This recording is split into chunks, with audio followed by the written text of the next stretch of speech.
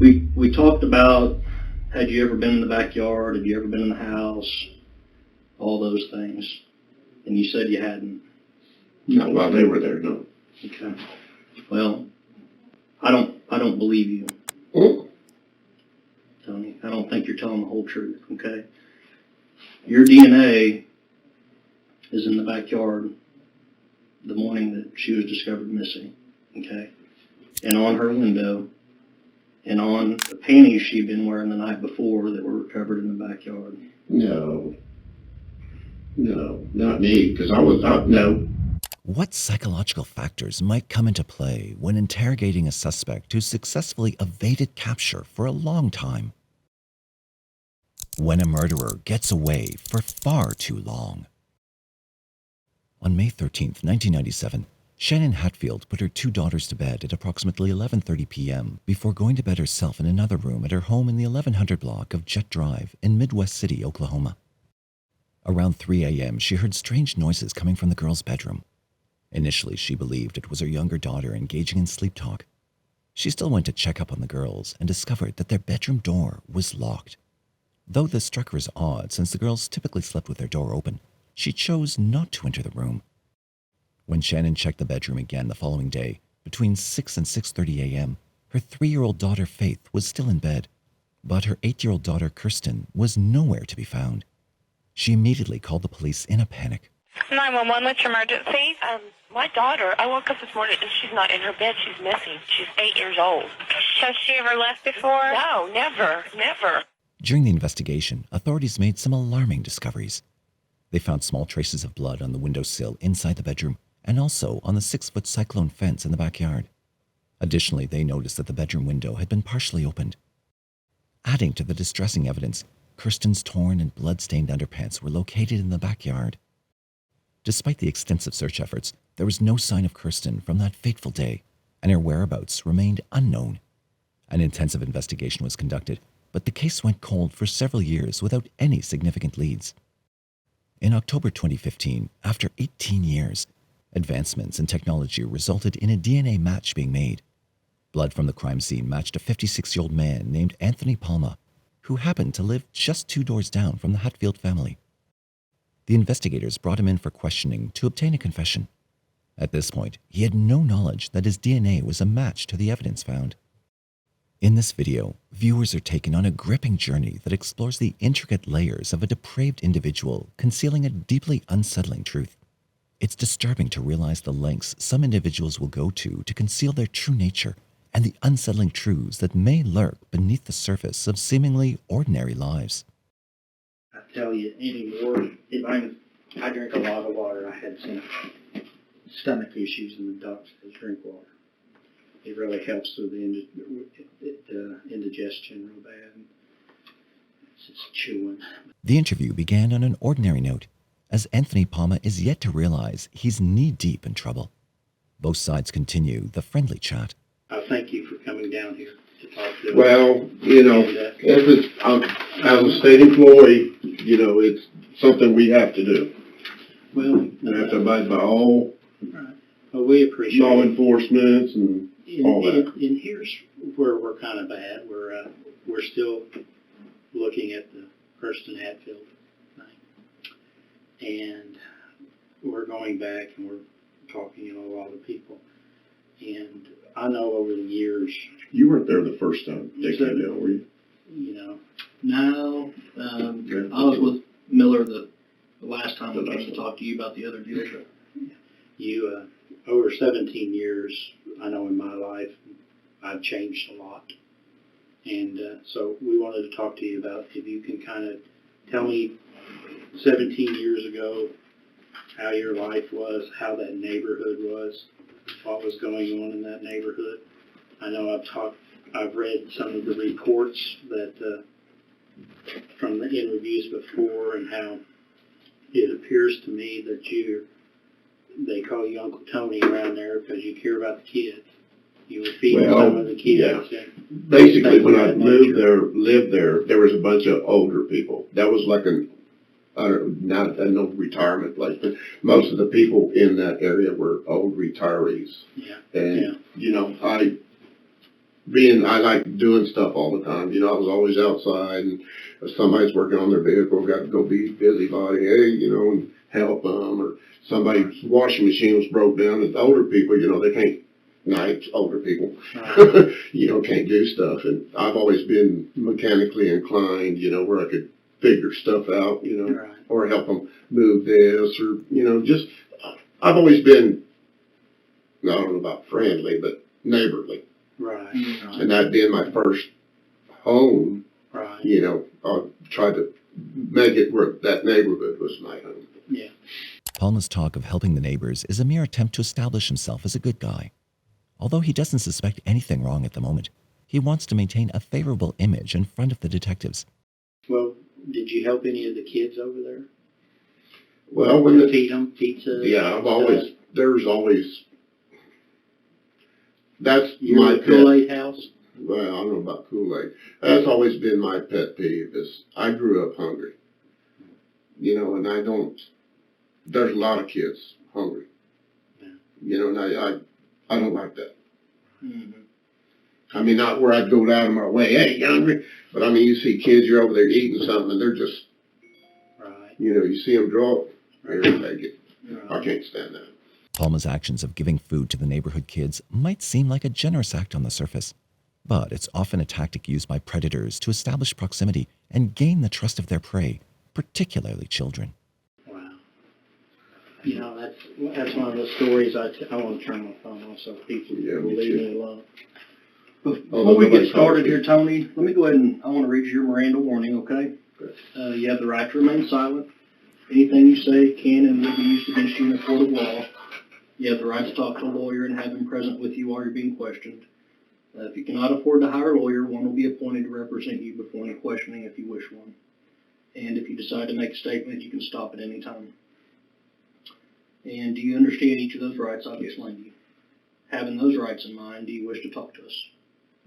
As the Miranda rights were read, Palma had the opportunity to remain silent, but he chose the opposite.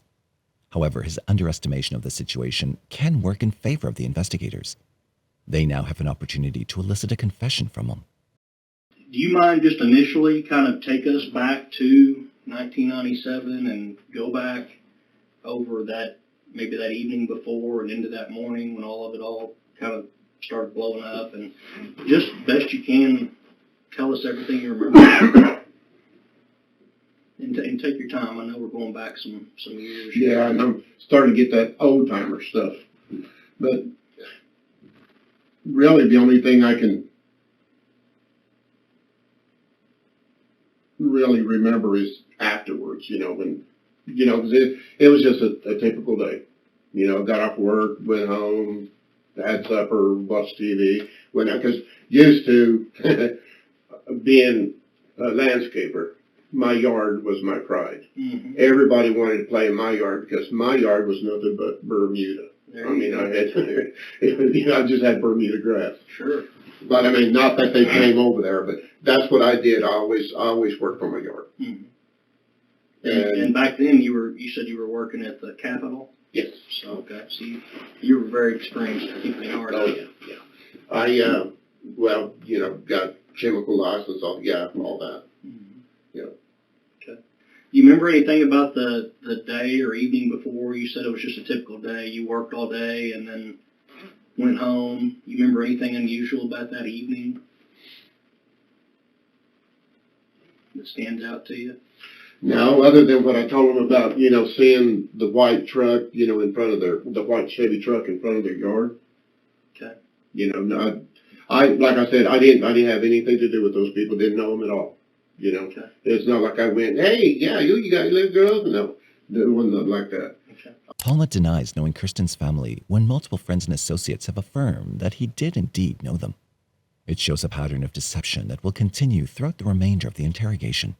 I was outside working on my yard, you know, either talking to the neighbors or kid would come by, Tony, can you fix my bike? You know, stuff like that. Mm-hmm. You know, it wasn't like I'd tell them to come over or anything. Mm-hmm. I wouldn't go to other people's houses unless, you know, I was needed or something like that. But everybody just got, oh, Tony will fix your bike and blah, blah, blah, you know. And I tried to make it feel like, you know, that was kind of a safe place, you know, for, you know. Because I had Tristy at the time, she wasn't there during that time, but I had Tristy there since she was, small. And whenever she was there, the kids would come and play with her. And Now, who is Tristy? She was one of my girlfriend's daughters that stayed with me a lot. Okay. So you had a good bond with Tristy, I'm assuming? Yeah. Was she and her mom? For a few moments here, Palma steers the conversation away from Kirsten, focusing instead on general neighborhood discussions, and the detectives let him. While it's a well-thought-out strategy on the detective's part to lower his defenses and make him more comfortable, Palma is attempting to maintain control over the direction of the conversation. So you never, I'm assuming you probably saw Shannon and Kirsten running around the neighborhood and so forth. To tell you the truth, until that happened, I think I seen the kid one time. She was playing with Crystal that lived up the street, but I don't remember if it was in that time frame or what. I don't really know, because like I said, I didn't pay no attention. Okay. Do you remember ever giving food to Kirsten or No. talking to Kirsten? No. Was she ever at your house? No. Anything like No. that? Okay. And do you remember? I'm actually a leery guy until people start coming around. I'm not just oh yeah, I will be your friend. No, not like that. Yeah. But I didn't know. I didn't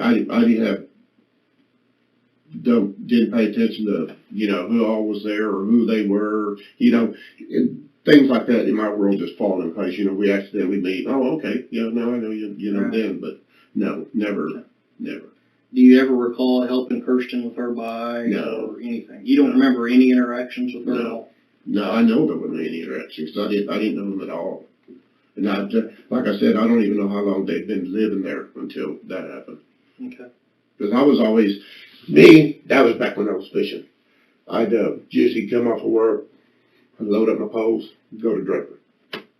And sometimes I'd stay there all night. Mm-hmm.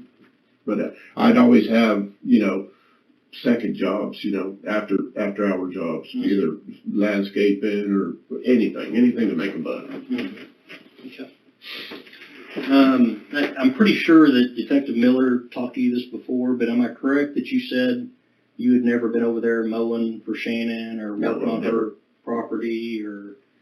Okay. No. Seems like that come up. Somebody thought you might have been mowing over there or something. No, he was asking, it's about something about a handyman, is what he was asking me about. Okay. Well, do you remember ever mowing over there or No. anything like that? No. Okay. While they lived there, do you remember ever being in the yard, the front or backyard for any reason? Okay. How about in the house? Nope. Okay.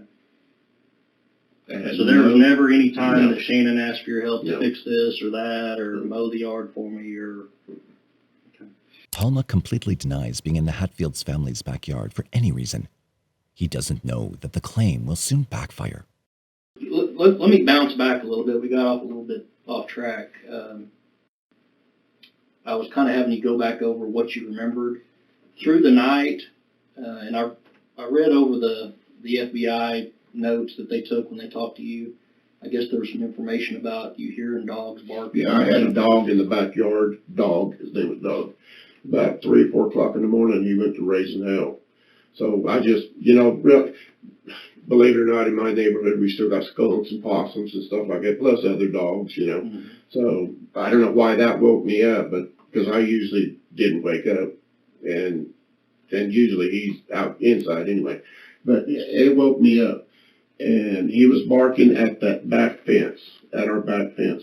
But at the time, as you walk out my back door, I had an old apricot tree. So unless you went out there, you couldn't see. And I just hollered at him because, thinking it was another dog, because there was always, and traffic, there was human traffic back there. But usually there was other dogs, There was other dogs or cats. There was always animals through there. So I just, I really didn't think nothing about it. I just hollered at him, and he came in, and I went back to bed. So you actually let him back into the Yeah. house? So you opened, your back door, I'm assuming, and let him in? Did you go investigate? No. Did you look down the alley? No. Anything like that? No, because usually in the past, whenever I did, that's what it was either another dog or people use that alleyway, to get through. Why, I don't know, because, I don't know where you'd be going other than from house to house, but there was always, not always, but there was traffic. Okay. And speaking of the alleyway, did you have any kind of a gate or anything that went out to it? So you didn't have access to it through your backyard? I mean, I think that'd be ideal to be able to go out into the alley and you could back a trailer up, and it just seems like everybody had a gate. Well, the house next door to me didn't have a fence. So whenever I weed eated or, did whatever, because I always weed eated, 2 foot around from my fence, next door, and then that alleyway, which the alleyway was. Because I read your statement, you said you saw your gate ajar. Which gate was that? Gate ajar. Yeah. You didn't have a gate on the back or on the side? Did you have a gate on the side of the house? Yeah, we got a gate. Well, it's a gate, but no, it wasn't ajar. Okay. Anything else that night after you let dog back in? Did anything else occur that you remember? No, I went back to bed, being done. Okay. And then when did you first become aware of Kirsten was missing and all that's going on? Well, the next day there was all that activity, and I asked the neighbor across the street what was going on. They said they couldn't find Kirsten, and I didn't think nothing about it, I went to work, and then I don't remember if she called me or I called over there or what, and they said they was wanting people back, because they wanted to go to our houses and blah, blah, blah. So clocked out and came back home. Do you remember what time it was that you clocked out, came back home? Was this morning? Was this afternoon? It was probably mid-morning, something like that. Now, who was the friend that you were communicating with? It was, and I don't know what her name is. Y'all showed me a picture of her. Okay. I think y'all showed me a picture of her. Anyway, of her husband, Don. Is this the Halseys, Tiffany Halsey and Don Halsey? I guess, No? yeah. I'm not sure if Mr. Halsey is Don or not. Did you have somebody had called me, said that we were wanted back at our house. Okay. So I came home. Okay. And then what happened? I just sat there. Did any of our officers or the FBI or anybody come by? It was the FBI. Yeah. Okay. They came in, took statements, walked through the house and, wanted to go in the backyard and, because I had a shed back there. He wanted to look in the shed and. Okay. So he did look through the house and look through the shed? Yeah. You probably don't remember who that was, I'm sure. No. Okay. And was he just asking you general questions about Kirsten and did you know her, have you seen her, that kind of thing, or? Basically. Did you write out a statement for him, or was it just a conversation? I thought he wrote out a statement. Okay. But he asked me if he'd come in, he wanted, asked me what I knew, which at the time really wasn't anything. He said they was going through canvassing the neighborhood and, asking everybody and. Yeah. So, yeah. 17 years ago, Tony, were you experimenting with any drugs? No. Never did? No. I drink beer. That's it? Just drink? I drink beer. But As far as drugs, no. Was Kirsten ever one of the kids that you had seen, or was there any talk in the neighborhood about her being mistreated or abused or in need? No, because like I said, I had no inkling that they even existed until after that. I didn't know. You had never seen her? Anything Maybe like that? once or twice and didn't think nothing about it, just another kid. Yeah.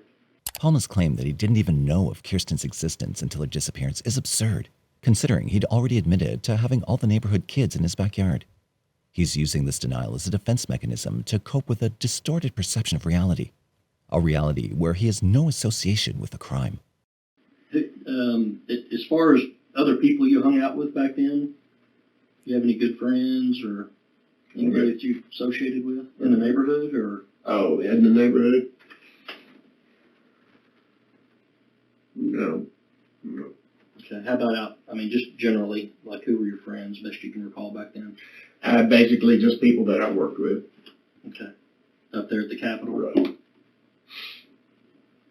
No long lost pal from school or anything? Yeah. I guess you moved off from New Mexico and left them there, didn't you? You know, I'm not the kind that goes to a bar. You know, if I'm gonna drink, I drink at home. I mean, I know I've met a lot of people, but So you would drink some, but didn't experiment with drugs, didn't do marijuana, anything? no. Did they drug test back in them days? At your work? Well, they always hung that over on us, you know, but we never had to got UA. Okay. So it was kind of the threat. Yeah. There was some I wish they would have. You ever had any trouble with the law? Oh, yeah. Before? Years ago, first degree burglary and assault and battery with a dangerous weapon. I think I told your partner that. Really? Back when I was a dumb kid. How long ago was that? I think fixed to turn 18. Oh, so you were just a boy. Yeah.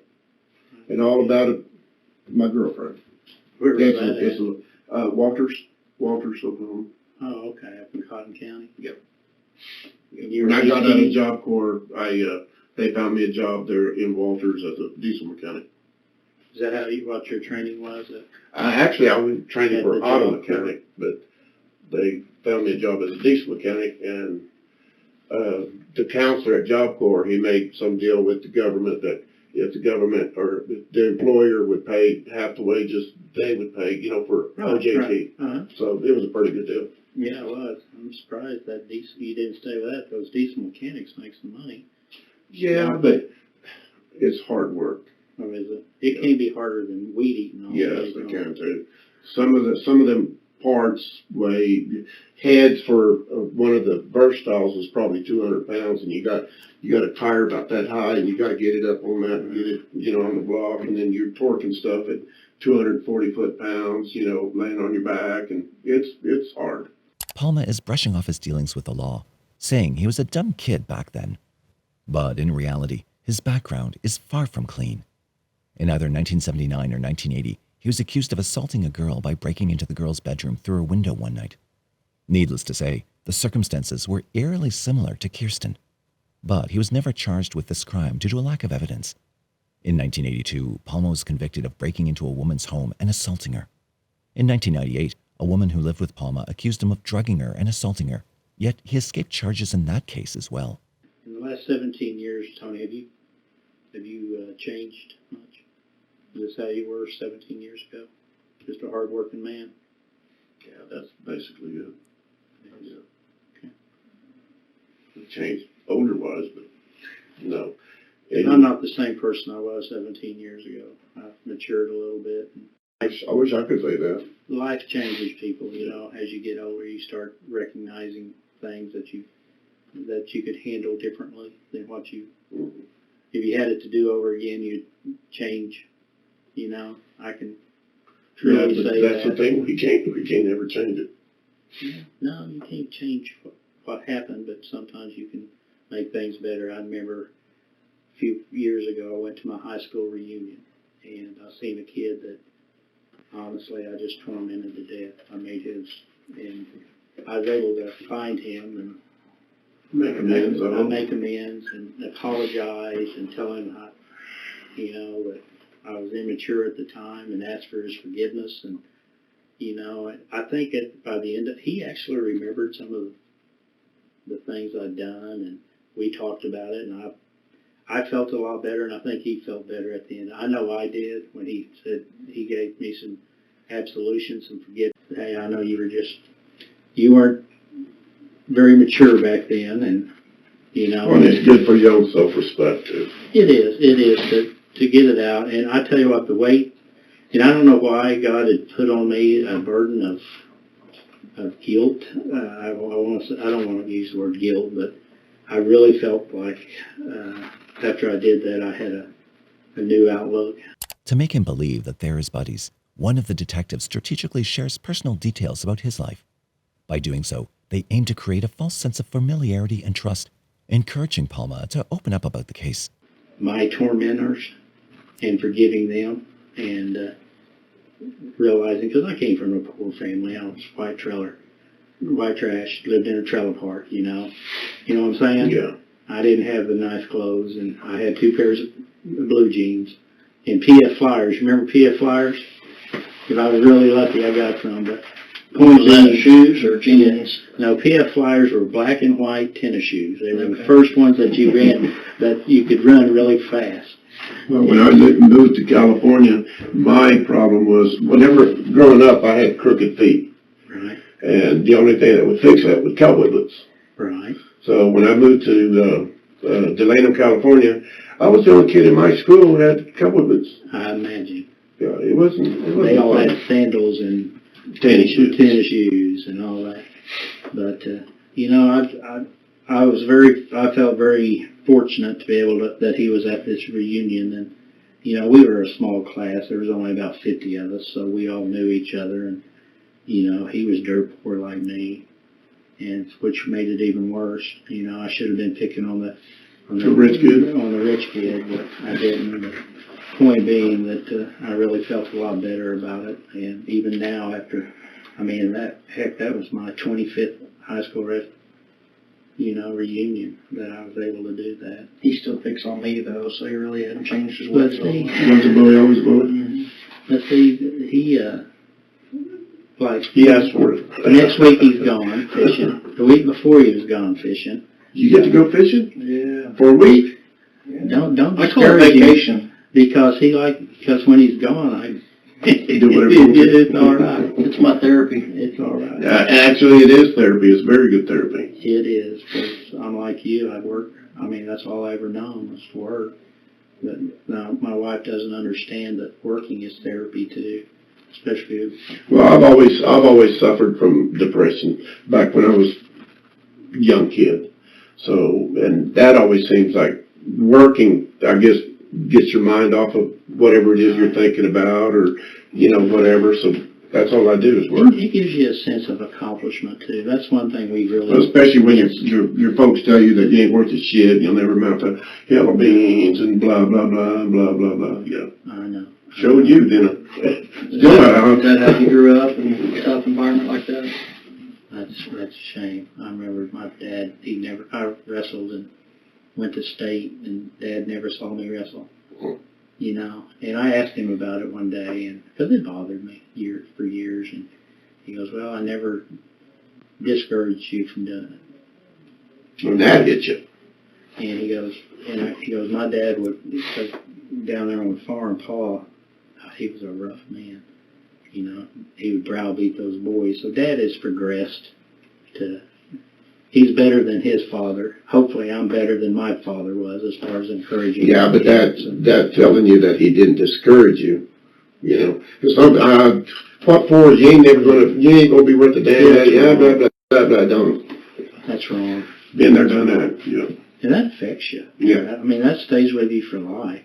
I'm always on my boy because my grandson's the greatest thing that walks the face of the earth. And I'm always on him. Hey, you're too hard on that boy. You're too hard on that boy. You're too hard on him. And so hopefully he's a better father than I am. He is. So, but I was very fortunate to get some things off my chest over the years, and as I get older. The detective here is painting an illustration where he regrets his past choices, giving Palma the idea that it's acceptable to make mistakes in the past if he's willing to come out with his secrets. They further try to make him understand that he'll feel better if he just comes clean with the truth. My dad has even talked to me about things that he has wished he had redone, you know. Yeah, I think everybody has. The only thing that really, and that's probably getting completely off the deal, but when I left Walters, when I got in trouble with Walters, I was going out with an angel. I mean, A good woman, huh? my biggest mistake. Yeah, I fucked up big time. Did you? That's the only time I can really say that I fucked up. Lose your temper? Well, yeah, that's basically what had happened. You know, he was picking on her, and I had, like a dumb kid, had to go do something about it. You know, Well, not necessarily a dumb kid. Sometimes men got to do. Well, now, you know, there's other ways of doing stuff, but, and of course, I've been drinking. Right. That's not the best decision-making No. process. Conducive to great decision-making, believe me. I was telling my partner as we was driving out to your work that I was 16 years old and we'd cut school, and back then that's where we went drinking. Dirty Bird? Dirty Bird. Did you ever lose any jewelry out there? No, but I put my Mustang in the ditch out there, and I shouldn't have. And I tried And to I was hide telling it. them I've probably found 200 gold rings since I've been out there. Wow. That's awesome. Do they wash up on the bank with current and waves, or do you think they get lost there? Well, they get lost and then they get covered up, you know, because of the wave action, and then the wave action uncovers it again, and then you have to be at the right time at the right place. Yeah. So every time, you know, after the wind's blowing, you know, I check my shoreline. Because I hate glass in the water. Yeah. That's another one of my pet peeves. Yeah. Stepping on that. Yeah. Well, first month I was there, I was out at Turkey Pass picking up trash, and people were in from out of state. Kid goes in the water, what's the first thing he does? Steps on a damn rusty hook. Mm. And after that, I thought, no. So every day, I'd go out there and I'd have a couple 5-gallon buckets, and I'd fill them suckers up. I figured, you know, I'd do that enough, you know, I'd get it all, but you don't. No. You'd be surprised. You get out there and you have it spotless, next day, next wind, like nothing ever, you know, you never did that, nothing. Detectives are letting the conversation go off track to make Palma feel at ease with them. Chances are he might even slip something out or let his guard down if he gets familiar with them. They need to ensure that Palma keeps talking, as they didn't yet have the location of Kirsten's body, so his refusal to cooperate can cost them a lot. Hey, to get back to what we're here about, I mean, you've been living there all these years since Kirsten went missing. I'm curious about your thoughts on what happened, who might be involved, that kind of thing.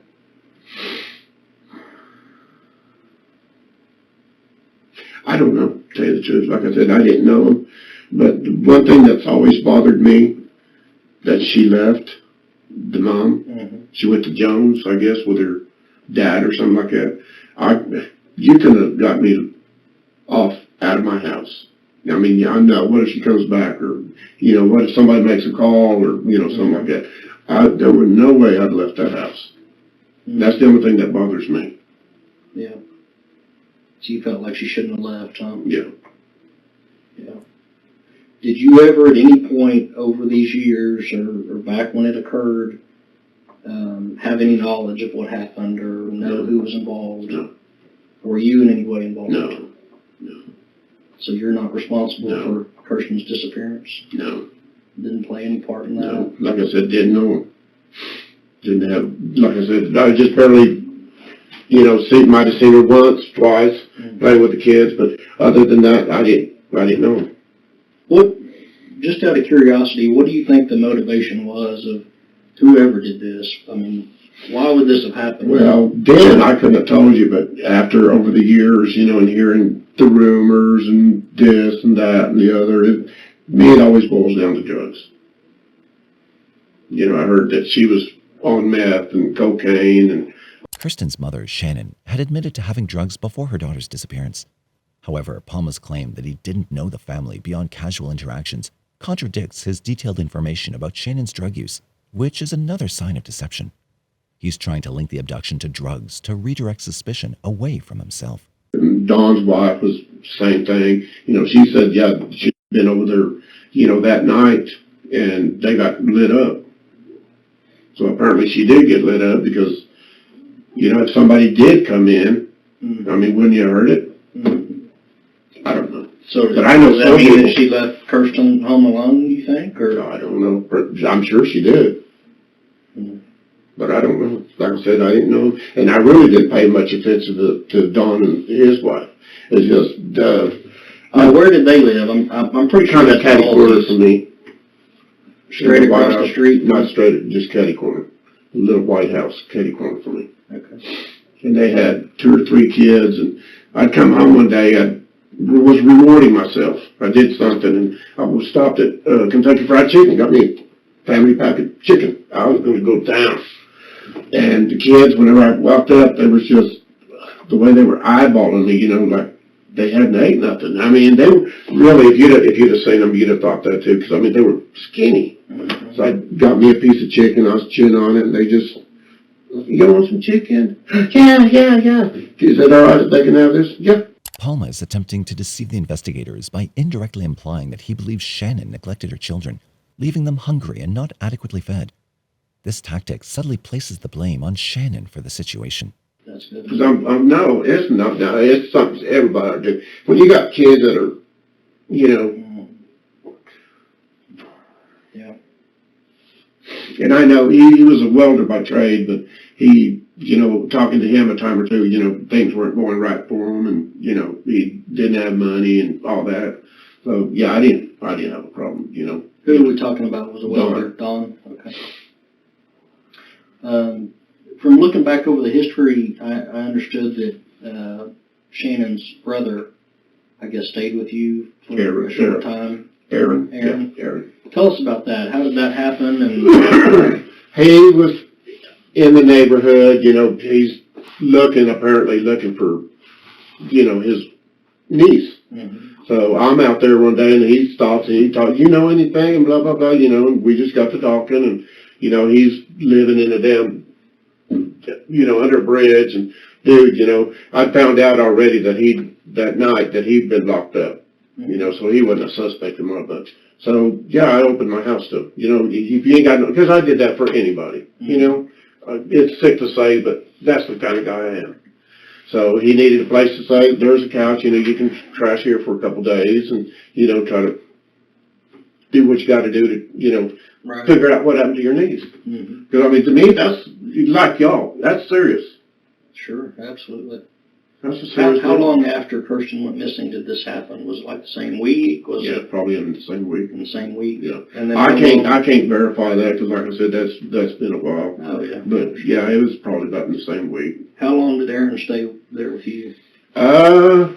Just a couple of days, and then, he'd go off, and then he'd come back, and then I wound up having to just tell him he couldn't come back because he was on meth too. At the time, didn't know it. And I say too, because you've heard that Shannon was using drugs too. I mean, I don't know for a fact, but that's what I heard. And I'll just say this, if you ever partied with them, if you knew they were doing drugs or witnessed it, just tell us that. No, because we're not. No, I don't, no.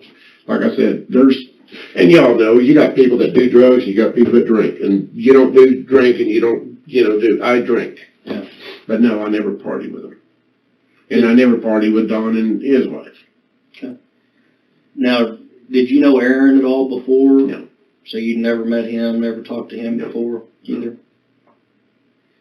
Did he ever confide in you anything about the case or anything about Just Shannon? he couldn't clear his sister. This time he goes a step further by informing the investigators that even Shannon's brother had suspicions about her. At this point, he's directly throwing her under the bus. Perhaps he believes by making this claim, he can effectively evade the situation. This tactic is a clear attempt at manipulation. But investigators are not buying it. In fact, they decide that this is the perfect time to bring up the evidence to Palma. We talked about, had you ever been in the backyard? Had you ever been in the house? All those things. And you said you hadn't. No, while they were there, no. Okay.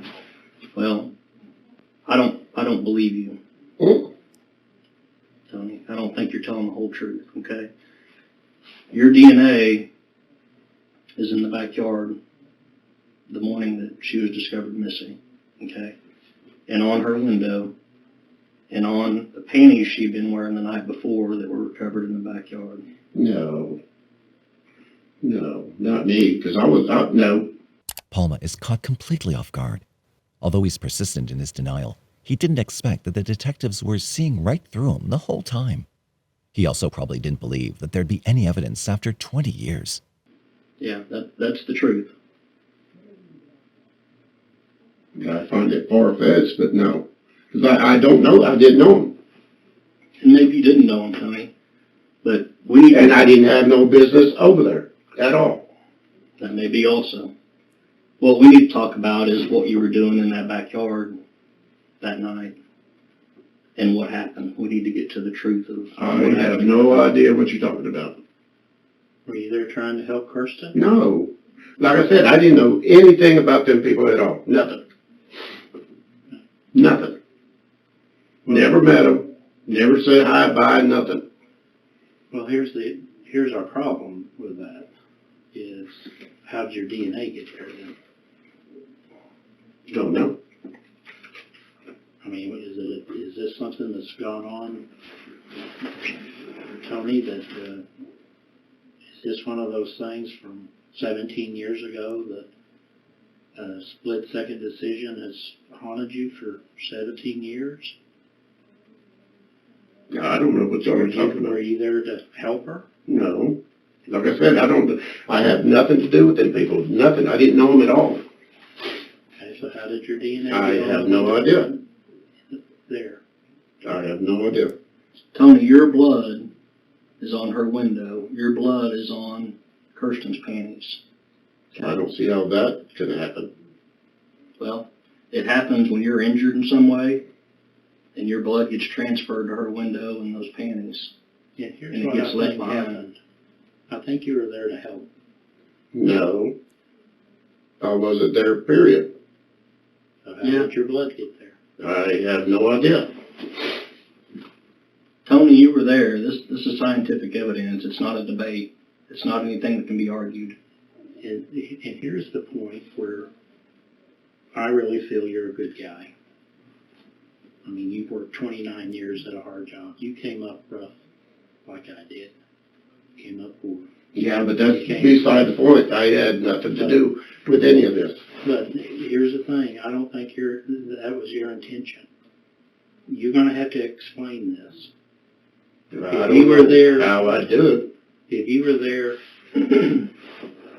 if you were there because you heard her yelling for help from your backyard, and you go over there to see because you knew that her mother was a meth head and that she was probably at home alone, and you went over there to help, No. and you went to the backyard to avoid a conflict with the mother, and you was just going to take care of this No. little girl because just like you, growing up, you didn't want her being treated that way. Not me. That's how understandable things become. You know, I could understand that, but I don't understand how you're Maybe getting you- my DNA. Maybe, well, how was your blood there? I have no idea. Well, I wasn't there at all. We weren't there either. All we have is this, the evidence that was collected. I didn't collect it. It was collected 17 years ago, Tony. But it's there. And we have to deal with this. And you're saying you were never there. No, There's no reason it should be there. no. It's not helping your cause. What's going to help your cause is to explain to us how it's there. I Because the don't fact, have a clue. because the fact it's there is the gorilla in the room. Now, there's a reasonable explanation as to why you were there, and you were there to help Kirsten. No, You were there for, you had a relationship with Shannon. no. Never knew her. You were there as a peeping Tom or something of this nature. No. Then those are explainable. Yeah, I understand that, but no. Never there. Never there. Never there. Can't give us any reason No. why your blood would be there. No. Tony, the worst thing you can do for yourself right now in this position is lie and not be truthful. I'm being truthful, dude. No. I don't know how, I can't explain why y'all are finding this. Well, your blood is in that backyard the morning that she's discovered missing, okay? This is your chance, Tony, I understand to that, but explain what happened. Maybe you didn't mean no. for whatever I was happened to not happen. there. You were there. You were there. Was There's you no in a doubt about depression? Was that a period when you were going through a depression and drinking and getting depressed, and you don't remember until later what actually occurred? I don't even think I was drinking that night. Tell you the truth, I might have been, but I don't think so. And I was in bed. And So I'm this pretty isn't sure the- I don't sleepwalk. This isn't a deal where you got drunk the night before and actually went through with some urges you had, No. whether you're attracted to little girls No. or whatever your I've thing never might been be. attracted to little girls or little boys. Well, once again, how is your blood there? I don't know. The detectives hoped that if his reasoning appeared potentially innocent or helpful, Palma might confess to going near Kirsten on that night. So they kept presenting various scenarios, even though it was more than likely that Palma's motive was much more sinister. However, this approach doesn't work. Do you not believe me when I tell you that we have your DNA? No, I don't. You don't believe me? Okay. And I can show you the. Oh, I'm sure you could if that's what that, but I don't know how that could have happened. Well, there's I more. wasn't there. There's more to this story, Tony, and that's what we're hoping to get from you today. And this is your opportunity to be truthful and to take responsibility for whatever happened. Yeah, if I was responsible, that'd be different. Okay.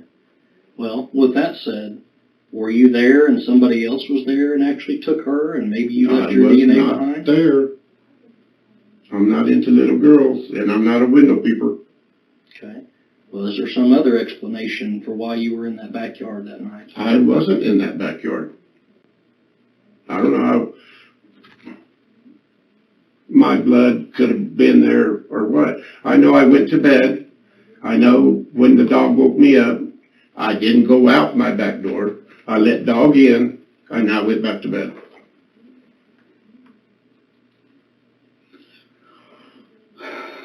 Well, Tony, I don't know how to impress upon you any more than At this moment, the detective who's confronting Palma exits the room, leaving his colleague behind. The situation presents the classic good cop, bad cop scenario, where the remaining detective assumes the role of the good cop. Having previously shared personal details with Palma to establish rapport, the detective now leverages that connection to encourage Palma to tell the truth. we've got the physical evidence there. And we have to deal with that, Tony, we really do. And we have to get to a point where we can explain that. I understand that. Well, help me do that. I wish I could. I don't know what y'all are talking about. Okay. I don't sleepwalk.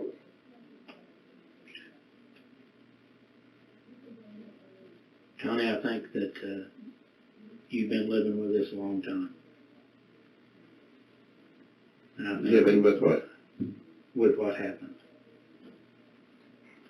And I think that it's one of those things, Tony, where you're scared, but I think there's some verses that says, at some point everything is known. And I truly believe that. And one of these days that you're going to have to come to realize that. And I think that your best bet is simply tell the truth. I've been telling the truth. Okay. Well, unfortunately, what you're telling me doesn't align with any of the physical evidence that we have. And unless there's a huge conspiracy to the FBI and the OSBI and our officers from 17 years ago to frame you, we have to explain this. And I really think you need to talk about it, because I think that's the best thing for you to do is simply tell us the truth. I think you're going to feel better about it. You're going to have a weight lifted off your shoulders. I have no idea what you're talking about. Go Okay, ahead. you got somebody's blood, but not mine. I was not there. Okay. Not that night, not the night before, not the night after. Did someone talk you into doing something, going with them? No, I wouldn't do that. So how do we explain your blood?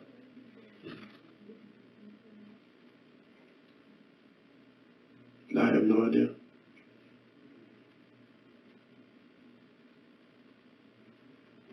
Well, the blood's gonna have to be explained, Tony. It's gonna have to be. Yeah, I mean. And I'm trying to go in my head how anything, but whenever she was living there, I didn't go there.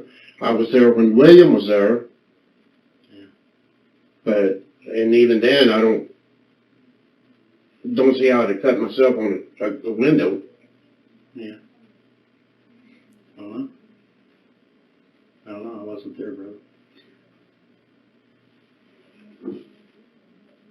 I don't know either. Okay. Well, I'm telling you that the physical evidence is going to have to be explained. Palma's statement of never having been on the Hatfield family's property turns out to be a major mistake on his part. This is because the presence of his blood in the backyard indicates his direct involvement, as there would be no plausible reason for his blood to be there otherwise. But his confident body language suggests that he probably doesn't believe the detectives even have any evidence against him, which they do. The question now is, will Palma confess once he sees it? No disrespect, I get the impression maybe you don't believe me when I told you what I told you. So I want to just bring you the copy directly from OSBI, and we've highlighted it here for you, okay?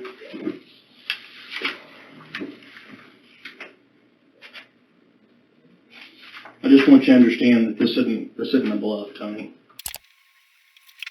You see those odds? Those odds, I can just tell you from my years of experience, I've never seen at that level, which means this is your DNA. Okay, this is your blood, Tony. The detective confronts Palma by presenting a copy of the evidence to prove that they were not bluffing. However, Palma's not going to break that easily. He's managed to evade consequences for nearly 20 years and is determined to maintain that stance for as long as possible, no matter what. It suggests a deep-rooted resistance to accepting responsibility and a reluctance to acknowledge the truth, even in the face of overwhelming odds. That's Kirsten's panties that her mom identified that she had on that night. And that's where your blood was found, as well as on her windowsill.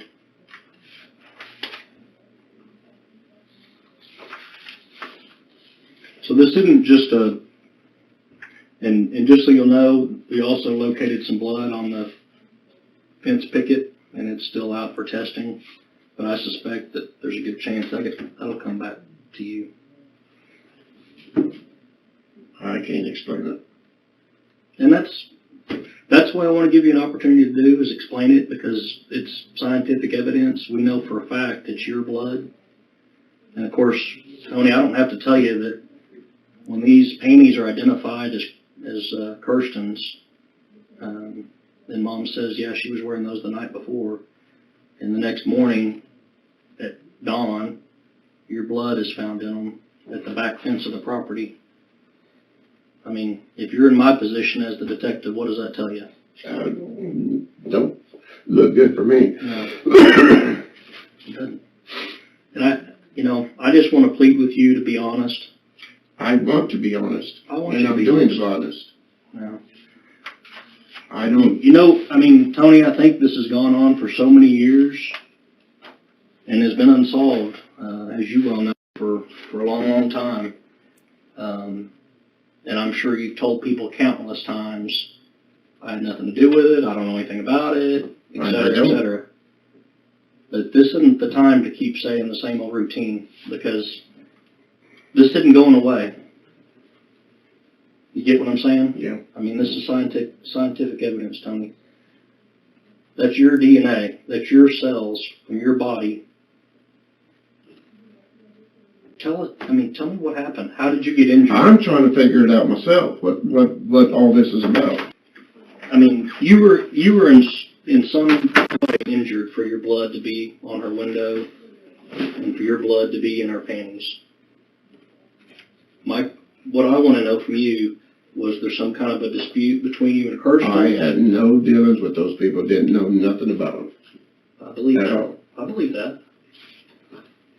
But I also believe that this is your DNA on her windowsill and your DNA on her panties in the backyard. I don't doubt that you didn't know them. That doesn't take this away. This isn't going anywhere. we've got to get to the truth of the matter. I mean, for you to sit here and say, I've never been in that backyard and I wasn't there, it's a lie, Tony. Yeah, That's not the truth. Yeah. It's not the truth. And I gotta believe, if I can speak frankly, you seem like a good guy. And I know if I'd made a mistake like that, and we all make mistakes, we're all sinners, but I gotta believe this has been bugging you for your entire life since it happened. The detectives played their last card by trying to play on any potential remorse he might have.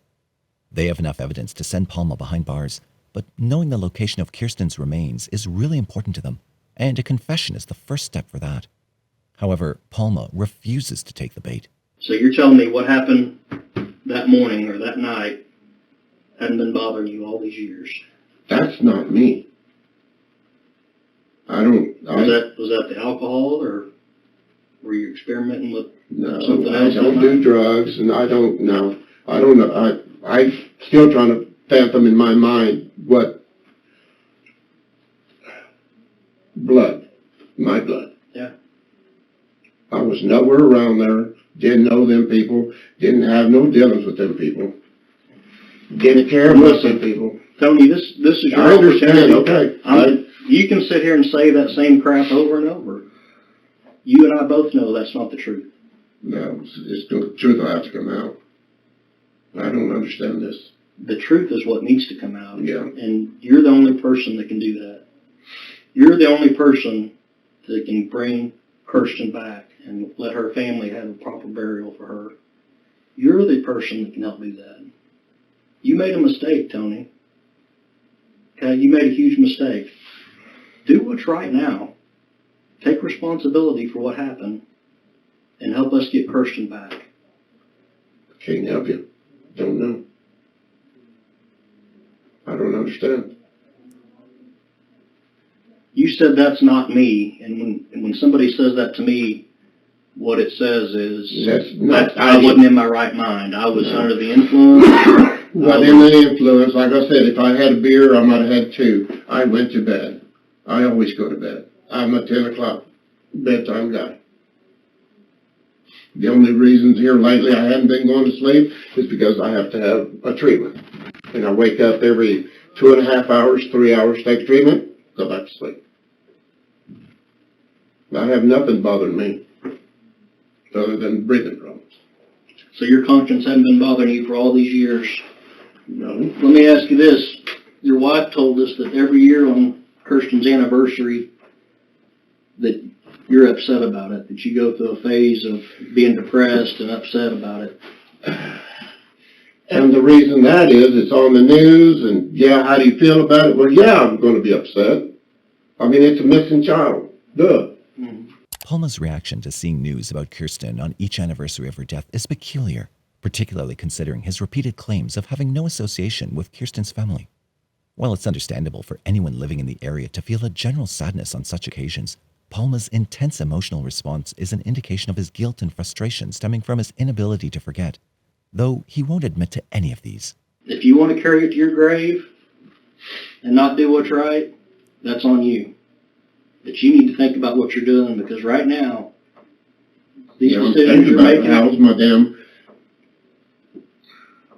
blood or me, because I was not there. And I know in that night I was in my same mind. For several more moments, the detectives persist in their efforts to compel Palma to take responsibility for his crime. But we need to figure this out. Yeah, you do. But you're my key. You're the only one that can help me, Tony.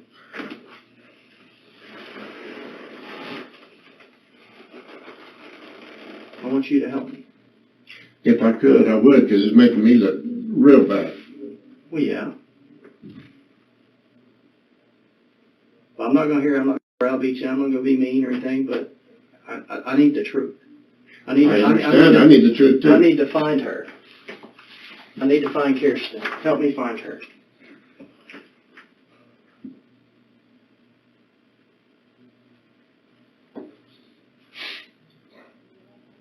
I can't help you. Was there somebody else involved? I Can't help you on that either. No, I didn't help anybody or help myself take this girl.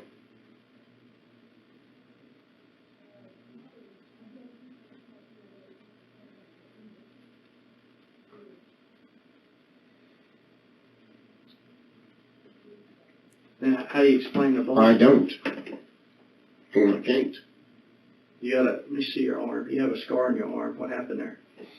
I was picking up a toilet bowl and it cracked When was that? last year. Hey, I don't mean to be rude. I'm Major David Huff. Hey. I'm pretty much these guys' boss. The guys have been out there kind of talking to me about the interview. What do you say? Let's take a break for just a minute. I don't want you getting upset at us. We really are trying to get to the truth, but I don't want you getting upset with us. If you take a drink of water, we'll just relax for a minute, okay? Detectives had already noticed that Palma's defensiveness was escalating with each passing second, so they allowed him to take a break and even smoke cigarettes. Up until this point, all he did was deny the truth and refuse to admit any involvement. The detectives are hoping that a moment of relaxation might change his mind. I can't explain this.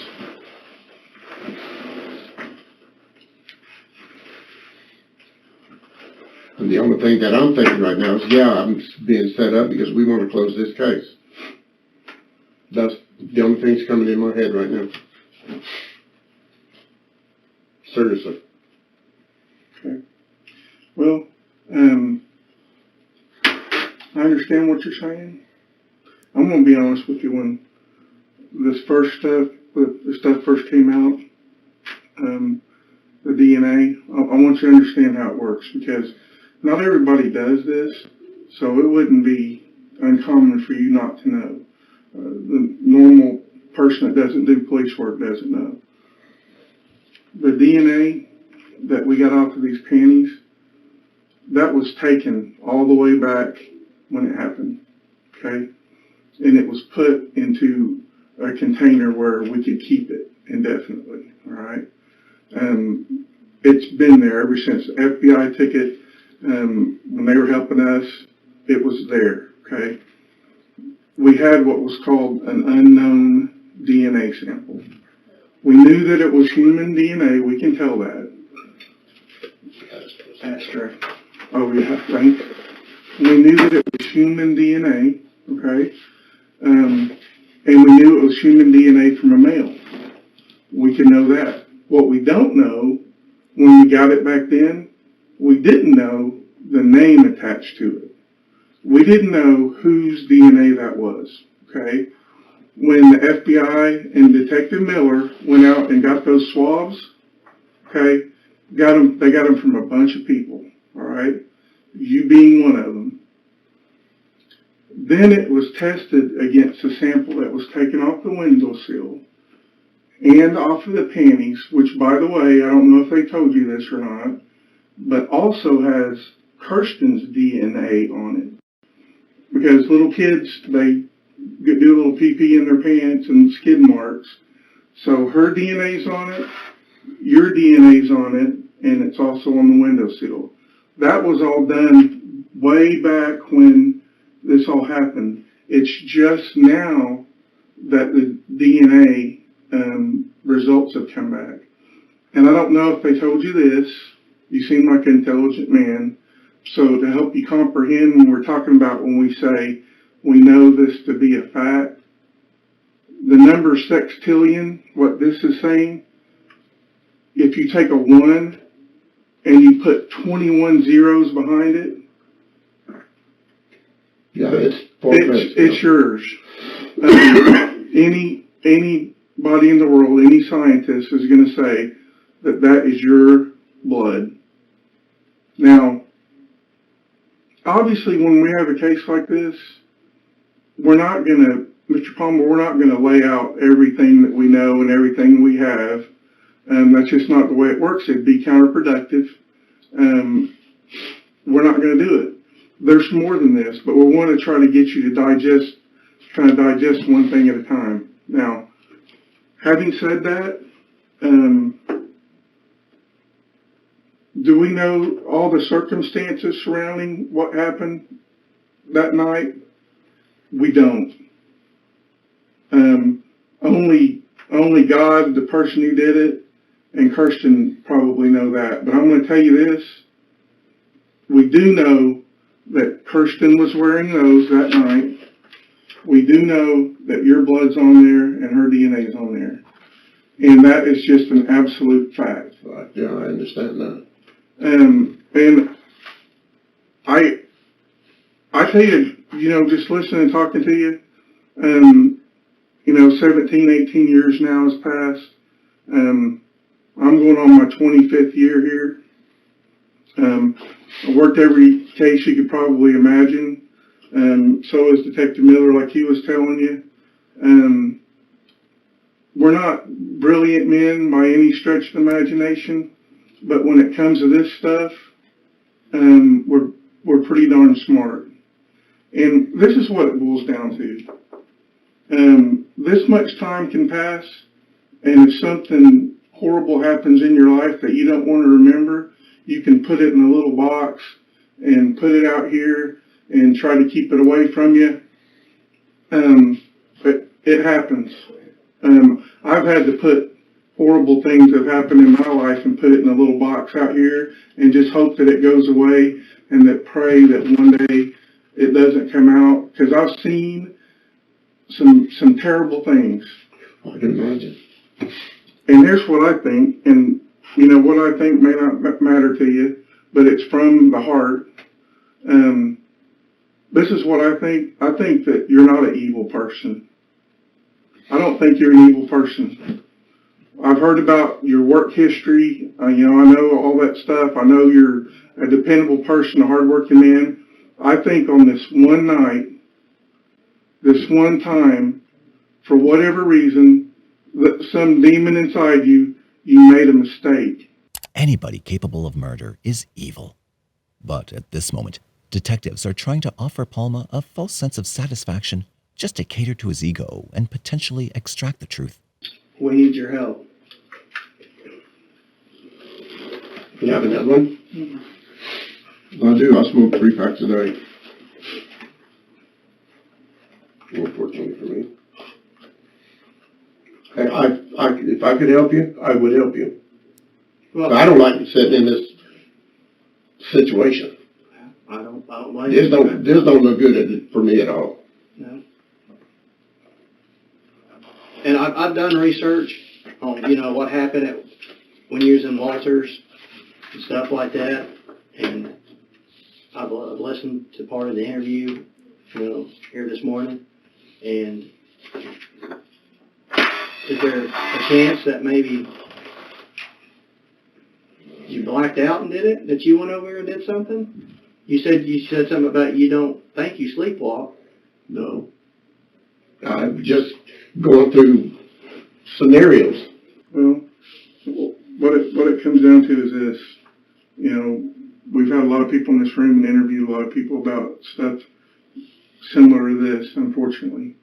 And there's 2 kinds of people we deal with. There's the people that, when we present the evidence that we've got, and they know that they've been found out, they stand up and take some type of responsibility and move on, or they deny it. And to me, that's the folks that are really evil. And I just didn't get the feeling that was you. But I guess I could be wrong. It wouldn't be the first time. Detectives are playing hardball at this stage. They've come to terms that Palma is unlikely to break down or confess under any kind words or gentle tactics. All they care about is knowing the location of Kirsten's remains and bringing closure to the case. And I'm still sitting here thinking, April's Fool, y'all come up with April Fool. That's... No, not something this serious. No, there's no April Fool. Where do you think, if someone was to, the person that did do this, where would they take her and dump her at? Or if they would?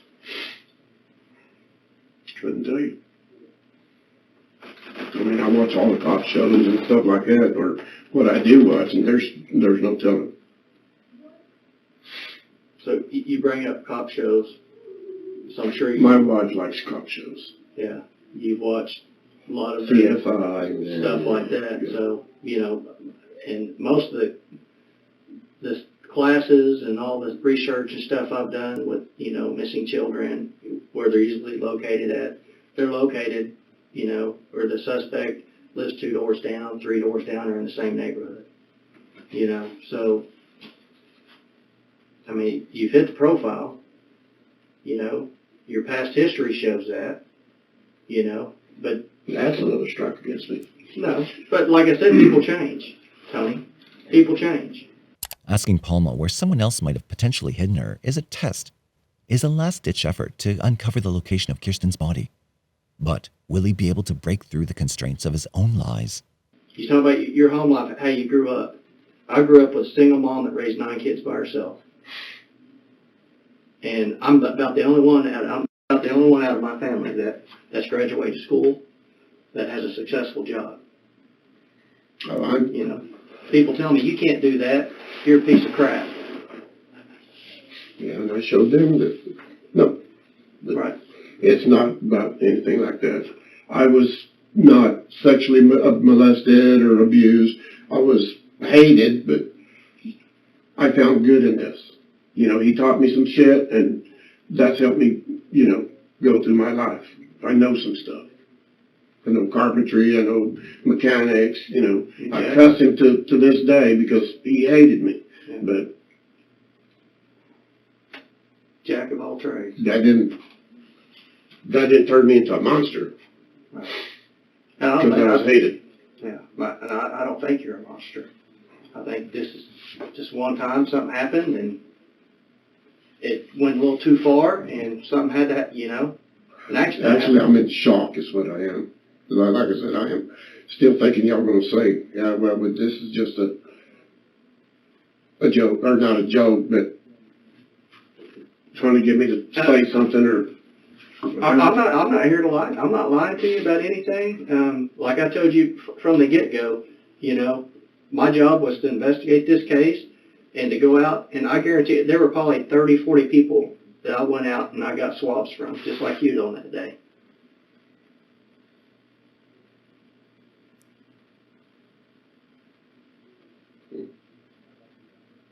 I'm in shock.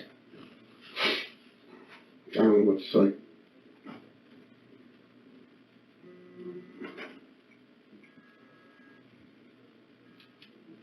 Well, Tony, you're the last person to touch her. You're the last person That's what it says to right touch her. there. That's her panties. You're the absolute last person that touched Kirsten.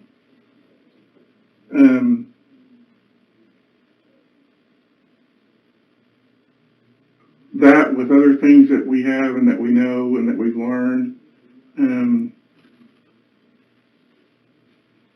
I mean, I'm going to be honest with you. This guy especially has been pushing to allow him to be able to talk to you and try to make some sense about it and give you an opportunity to tell the truth. I was kind of against it, to be honest with you, because you don't get that kind of scientific evidence every day. That is absolutely the most astronomical thing that you could imagine. It's about like every grain of sand on the whole planet Earth, or the odds that it's not you that were the last person that touched her panties. That was the last person that went through that window. The odds they're incomprehensible.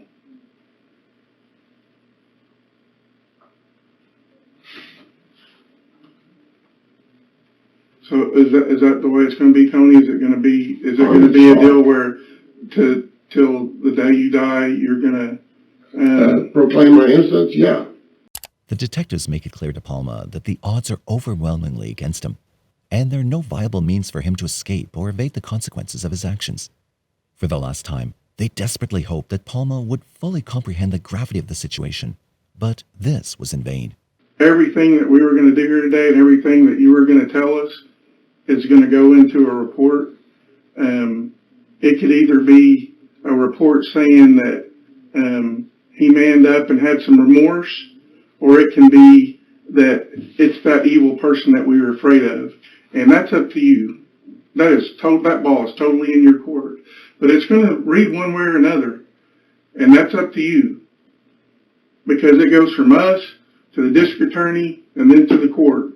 So it can read how you want. But giving you this opportunity, that was this gentleman's idea. And I gave him that opportunity, and I'll be able to go home and sleep tight tonight knowing that I gave you that shot. And if you don't want to take that shot, then that's fine. I can't force you to, Tony. All we want is the truth, and all we want is to finally be able to let a mother bury her child. That's what we want. Properly.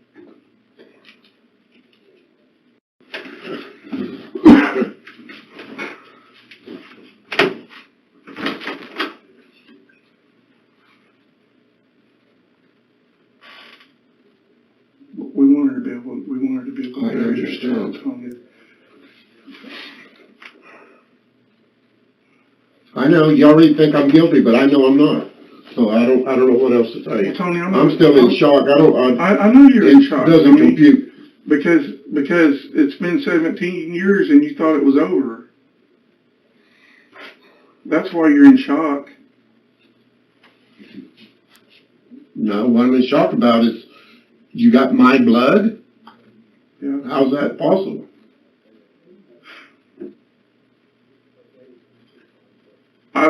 I can't tell you that, but I can tell you that it is absolute. It is absolute.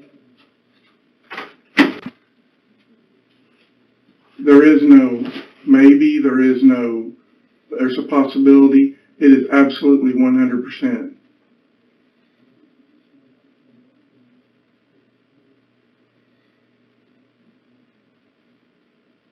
Hey, do you want to take a break, give him some time to think about what we talked about? Do you have any more? Do you have any more to smoke? Not yet. Go ahead and smoke for a minute. Let us go out here and talk. We'll get your head together. We'll give you one more opportunity to think about what I just said. Okay? Palma is granted a few moments of solitude to collect his thoughts and reflect on the situation.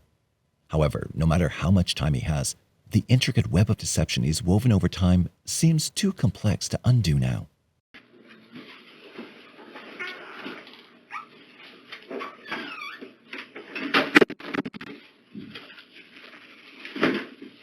All right. I ask you again. Where's she at? I can't help you. Okay, I want you to understand too, and you probably already know this, you're not leaving this room I tonight. understand that. And you understand that it's probably going to be quite a while that you're going to spend in jail. Just because we don't have a body doesn't mean that we're not going to be able to charge you with anything. I understand I've got that. enough evidence against you. But, go ahead. Tony, there's an arrest warrant in that deal signed by a judge, and it's for murder. And judges don't sign that unless there's probable cause. And to be fair to you, okay, you're not going anywhere. You're being charged with murder. And here's the deal I want you to remember. Right now, we're interviewing every one of your family members. You can probably hear it in the next room. We're already at your house. We will have backhoes, ground penetrating sonar, cadaver dogs, the whole 9 yards. No. We was laughing about that yesterday. What's so funny about that? That if y'all were to ever go in our backyard, well, I got dogs and cats and pets everywhere in that backyard. I don't know what the hell we was laughing about that. We was watching something on TV. Like where you bury them? Or animal show. Well, So we're not going to find, and this is your opportunity because, I mean, You ain't gonna find Kirsten Hatfield in my backyard. Or on your property anywhere? No, Where did I find her? I don't know. Did you black out and you took her somewhere and dumped her? I didn't get her. Who did?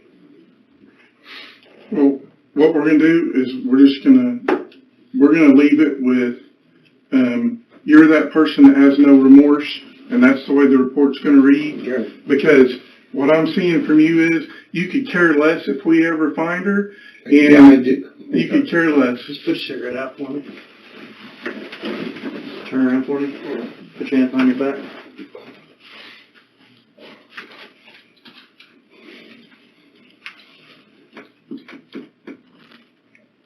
Relax. You're under arrest for murder, kidnapped Kirsten Hatfield. In October 2017, during Anthony Palma's trial, the prosecution presented DNA evidence, and several witnesses testified that they'd been assaulted by him. Despite Palma's claims of innocence, he was found guilty of murder and subsequently sentenced to life in prison without the possibility of parole in November 2017. Kirsten's mother chose to forgive Palma for his actions, holding on to the hope that her forgiveness might compel him to disclose the whereabouts of Kirsten's body. However, he never did. I actually had come to a position of forgiveness about over 8 years ago with a nameless, faceless abductor, so we were already in a position of forgiveness at the time of his arrest. In January 2019, Anthony Palma was found murdered in his own cell at the Oklahoma State Penitentiary in McAllister, Pittsburgh County. This case serves as a poignant reminder of the heartbreaking reality that a mother was denied the opportunity to bury her child with dignity, as the responsible individual selfishly took their secret to the grave. While this particular case is unique in its details, it may remind you of similar cases. If you have any suggestions, please feel free to mention them in the comments section.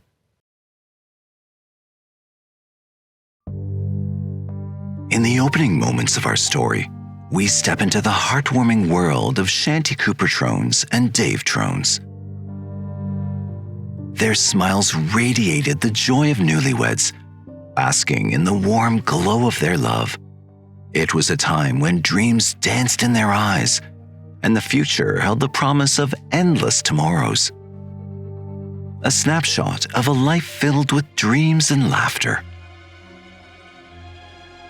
In 2015, Dave Trones discovered his dream home, a charming house adorned with a fascinating gargoyle, located in the upscale neighborhood of Delaney Park in Orlando. The house was beautiful. It was 4,000 square feet. It had a pool, a garage apartment. They sought to infuse a modern aesthetic into the interior, as the house originally boasted an older Victorian style. It didn't take long for Dave and his new wife, Shanti Cooper, to embark on their own remodeling journey. Dave just called me on the phone and asked if I'd come by and take a look at the project. He said that they had done some work. A local contractor says, "I wasn't at all prepared for what I saw when I got there." They had fully disassembled this house to a degree that I'd never seen before. It was rather astonishing. It was largely wide open, like you're inside of a giant shoebox. This house became more than just a project to David Trones. It was his life. He obsessed on it. But as we dig deeper into their story, we discover a different side. This house is the center point to the story and ultimately led to Shanti's demise. Former prosecutor Ryan Vescio says the story began in the late afternoon of April 24th, 2018. Dave placed an emergency call to 911. Hello? And David says that he came home and found Shanti floating in the bathtub. The question arises, does that story make sense? Absolutely not. Shanti was extensively beaten. It makes me emotional. I feel bad for her family and for her son. It's upsetting that she won't get that life with him. Upon the arrival of first responders, tragedy struck as Shanti Cooper's life came to a tragic end at the tender age of 39.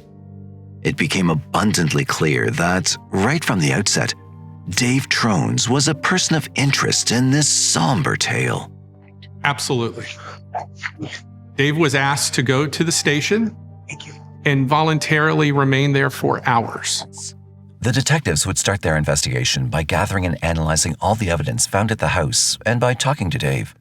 Their initial priority was to build a rapport with Dave, which meant creating a connection and making him feel supported. The purpose was to ensure that Dave felt comfortable and didn't choose to exercise his right to remain silent or his right to ask for a lawyer. Establishing this connection is crucial in any interrogation because it encourages the suspect to share all information willingly. Sorry, I'm Detective Sprague. Can I get your first name? First name is David. David? Okay. We're gonna grab another chair. Okay. Did you need something? I was just asking for a bottle of water. Okay, so we can grab you. Have you been to the restroom? I just want. You just want? Okay, how about anything else? Anything else? I'm starving, a cracker or just something. You and just me with some both. salt, right? Just something simple. Just like saltines or peanut butter crackers. Anything like that? Okay, Yeah. that's not a problem. We'll be right back. Okay. And is there anything else we can get you? Okay, all right.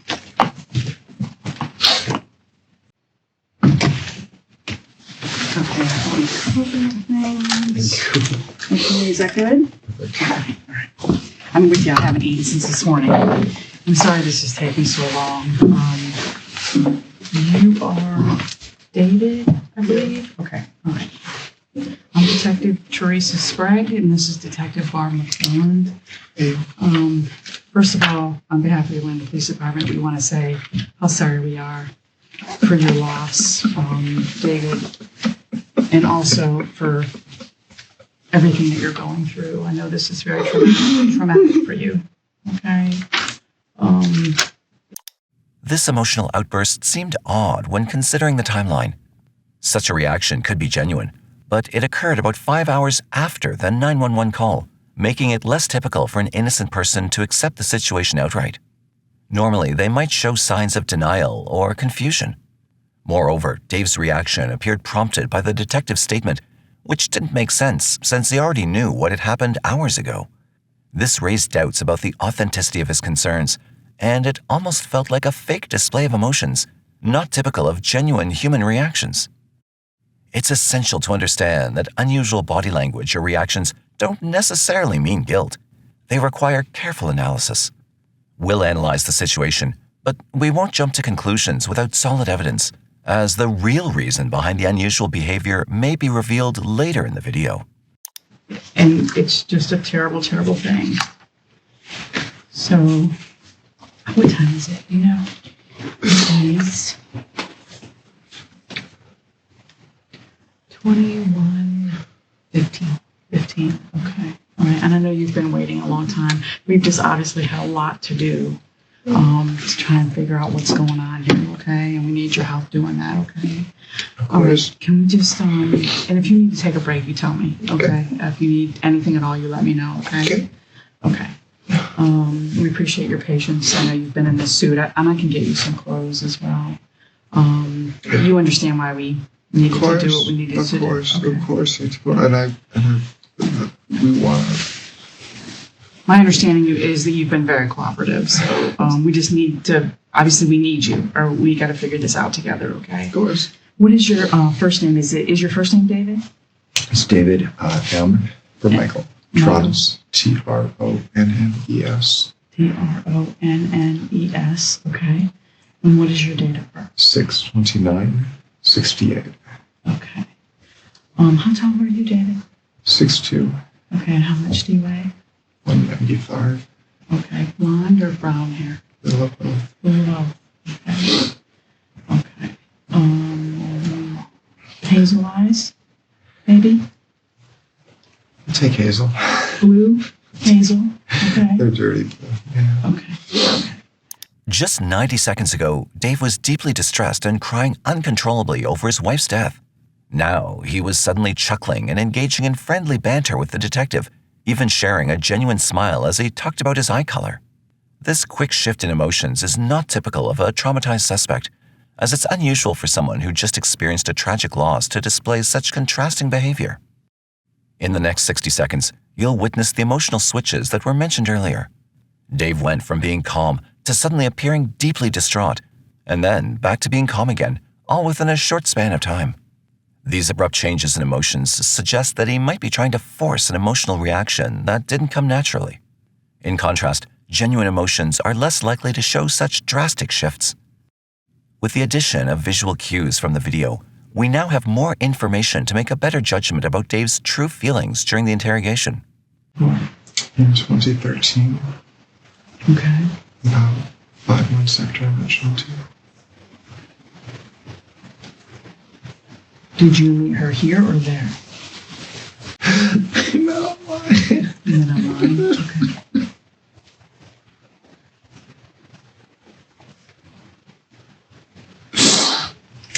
I'm sorry. Take your time.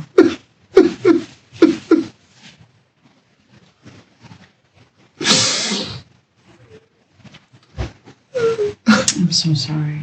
Can you tell me what year that was? It was 2013. 2013 is when you met online? Yeah. Okay.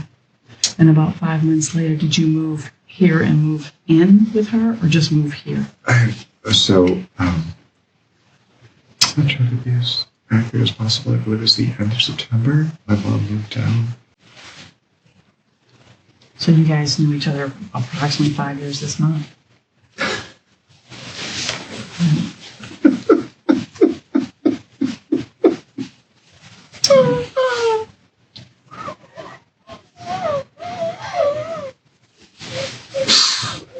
I know this is tough. Take a minute, okay? I know this is super tough. It's doing so good. She's doing so good. It was such a good weekend.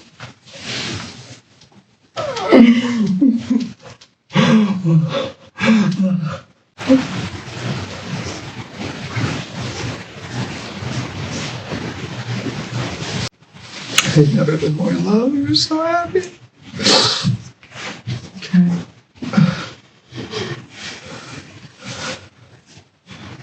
At this moment, the detective felt assured about the rapport she'd established with Dave, whether his emotional outburst was genuine or not.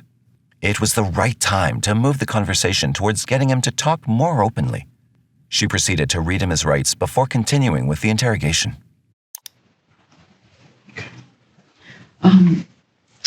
Obviously, we don't know what happened in your home today, okay? We don't know what happened to Shanti yet. We know you called us, which is good, okay? And we know that obviously she's lost her life, okay? So we do need to, you're not under arrest, okay? I want you to understand that, okay? But we do need to read you your rights because you are in a police department with 2 detectives in this room and you've been here for quite some time, okay? And I want you to understand that. We're just trying to figure out what happened to her, okay? And so it's our job to do that, obviously, and we want to give you answers, her son answers. I mean, her family deserves that. Would you agree? Okay. Okay. So if you don't, I know you've probably never been through anything like this in your life, okay? And I'm going to help you get through it. So if you have questions, you want to stop me, please do so, okay? But I do need you to understand your rights before we ask you about anything that happened in that home today. You have the right to remain silent. Do you understand that? I'm sorry? Yes. Sorry. Yes. Okay. Anything you say may be used against you in court. Do you understand that? Yes. You have a right to talk to a lawyer before and during questioning. Do you understand that? Yes. In this clip, you listen to Dave agreeing to talk after being read his rights. The most challenging part of the interrogation was over. The focus now was to let Dave speak as freely as possible. Any inconsistencies in his narrative would be carefully examined, along with any evidence found at the house or on Shanti's body, to piece together the truth of what had happened. In the next clip, you'll hear about the renovation project of the new house and how significant it was for Dave. But it turned out that Shanti struggled with it, and their marriage wasn't as idyllic as it appeared on the surface. I bought the house with cash that I had. We don't have a note. And I've used mostly my cash that I had saved from a career at 3M before I came here. A pretty successful long career, and I did well in real estate. as well. So I came down here with about 800 or 900,000. And we bought the house for cash. Well, how much did the house cost? It was 608. So that you guys own the house free and clear. Is your name only on it, or was it both of yours? When we bought the house, we weren't married. And so we put it in a trust. And we just completed the trust paperwork end of last year, beginning of this year, to put her name on the trust and slowly kind of migrate my mom, she's 82, off of it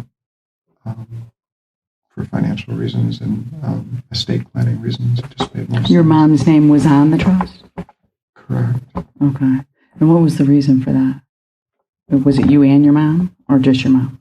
The reason was if anything would happen, we put her trailer in the trust as well. So it was a property trust for our family. Mm. And I'm an only child. Mm. And my father has been part of my life. So we've always done everything like that together. I've always taken care of her. Okay. She lives here? Affairs. She does. Okay. Yeah. In the same area or complex that her grandmother, that Shanti's grandmother lives in? Yeah. Okay. Yeah, it's called Gulfstream Harbor. Gulfstream Harbor. Hoffner and Old Goldenrod. Okay. So you started to put Shanti's name on the home at the end of last year, beginning of this year. Was that process completed or no? We got the trust documentation back from LegalZoom. We do all of our legal documents ourselves. And the only thing left to do was to notarize it. We weren't sure because she's also an only child, and Jackson is an only child. And we didn't know who to put if something happened to both of us. So we had kind of talked about it and debated it. And we finally just said it doesn't really matter. Let's just move forward. That's the most important thing. And then even after this, Shanti agreed to pay for the renovations, thinking that her contribution would make her an equal partner in the house ownership. However, her name was never added to the trust, meaning that if they were to separate, Shanti wouldn't be entitled to anything, despite investing a lot of money in the renovations. In Florida, properties are divided equally in a divorce if they're considered marital property acquired during the marriage. But since the house was bought and put into a trust before they got married, it was considered non-marital property and wouldn't be divided equally in a divorce. It could be a coincidence that things happen this way, or it could raise questions about Dave's long-term plans for Shanti and the fairness of the property situation in their relationship. Paid for, we have the money for the renovation in savings ready to go. Mm-hmm. We did a calculation on Saturday, I think it was, what we've always wanted. Dream come true. Yeah. So there's no way we could ever. She has really severe sleep apnea. One of the other things with the appendectomy and the nausea and all the stuff that has come after the surgery is her sleep. Many times her sleeping has been difficult. When you say she has sleep apnea, does she stop breathing? Does she snore? Does she have a CPAP? What do you? All of the above. She has a CPAP, but she doesn't use it because she can't sleep with it. It keeps her awake. So she sleeps without it. But she snores a lot and she wakes up frequently. So where would you sleep? I sleep downstairs. In the video clip, Dave mentioned that he slept downstairs to give Shanti and her son privacy when he came over, but also because Shanti snored. When Dave said he slept downstairs, he was actually referring to the garage, which seemed like an unusual choice unless there were other issues at play. The detective found this strange because the couple was renovating their house and the current living space was small, yet they didn't sleep together. This raised suspicion for the detective that there might have been pre-existing problems between Shanti and Dave before her death.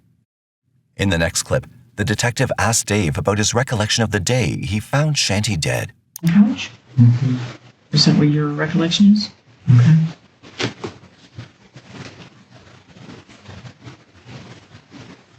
time did you get up? I woke up before 7. All right. So you leave approximately 11:45. Take the dogs in the white Toyota RAV4 to the Park of Americas on Andes. So far? Okay. Do you holler up, text her, tell her you're leaving? Any communication? I didn't. You didn't? So you're assuming she's home because the car's there, and you had already mentioned you were going to do this, so you did not communicate about that you were leaving. No, she knew. She knew.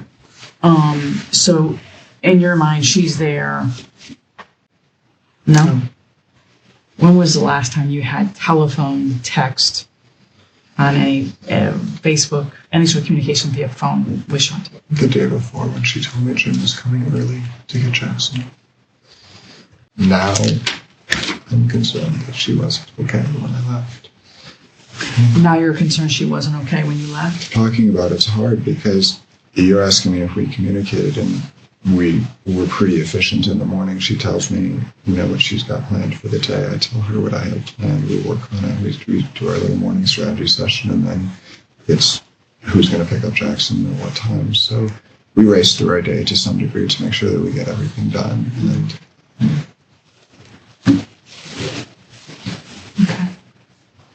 And I wish I would have taken the time to check on her. Okay. What? Okay.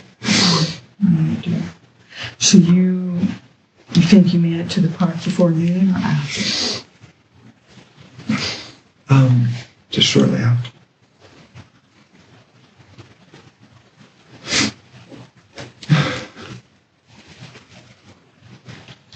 Is anyone with you? Just the dogs? Okay. Do you see anyone at the park that you know? I don't. Okay. There were only a couple cars in the parking lot. I have 2 dogs, so I typically... Dave stated that he had no contact with Shanti throughout the day, which seems strange considering they lived together. He mentioned that he simply woke up and didn't feel the need to check on his wife before going out with the dogs. The detective found this story puzzling, as nothing seemed to add up. In the next clip, you'll notice that Dave went into excessive detail about irrelevant topics.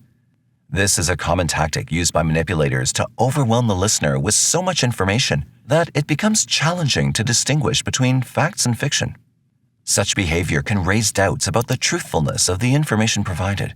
Forest, it's pretty gnarly, but there's a lot of unstable dogs, and there's almost always fights. Then there's a small dog area next to that. I tend to work the dogs there if there's nobody around, and a lot of times that's another reason for going that time of day, is there's usually very few people there. But there's a big field off of that between a little reservoir. I don't think it's a lake. It's just a little reservoir with a walkway around it. And there's a big field between the playground, the lake, and the small dog park. And that's where I bring Charlie and Dolly. Okay. And so you kind of let them run, do their thing, enjoy the park. How long do you think you were there? We were working pretty hard. I think it was an hour and 45 minutes, because I don't think I got home until 2. Did you have communication on your phone with anyone in that hour, 45 minutes? No. Did you text anyone, call anyone? Were you on Facebook, commenting, liking, posting? I don't do that. You don't do that? Okay. So you don't think was your phone with you? I take I have a little blue cooler bag, and I could just throw the phone in there, but I didn't text or call anybody.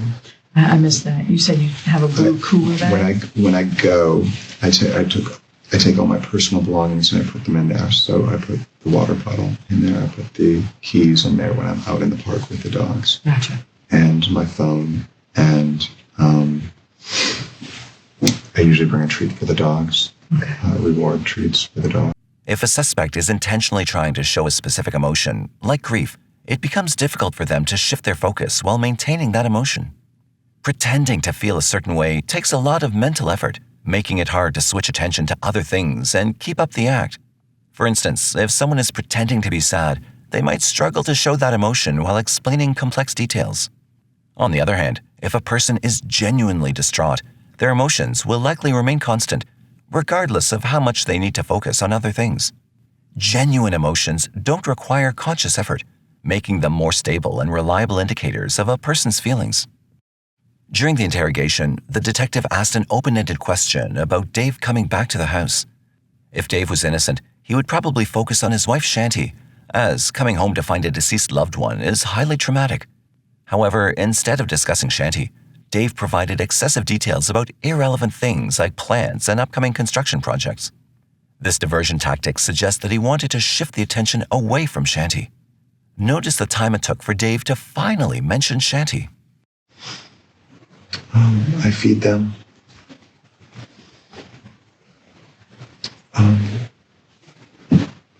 And Sunday I had moved a couple of plants, and I went out to check on them because it rained really, really hard last night.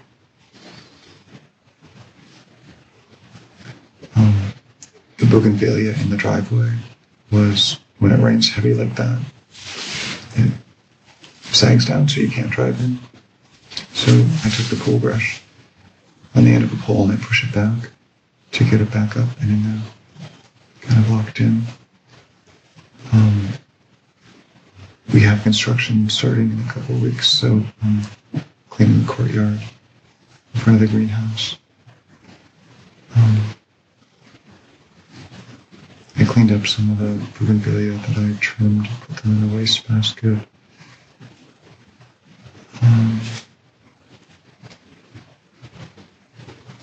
I flipped the pool pump on.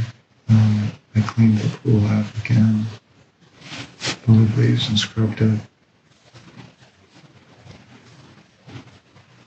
So you cleaned the pool twice, and you fed the dogs twice. You fed them in the morning, and you fed them again when you got home. Mm-hmm. And you cleaned the pool when you woke up, and you cleaned it again when you got home. Mm-hmm. Okay. Anything else? As I said, I worked in the yard. I worked in the driveway, which is what we call the courtyard.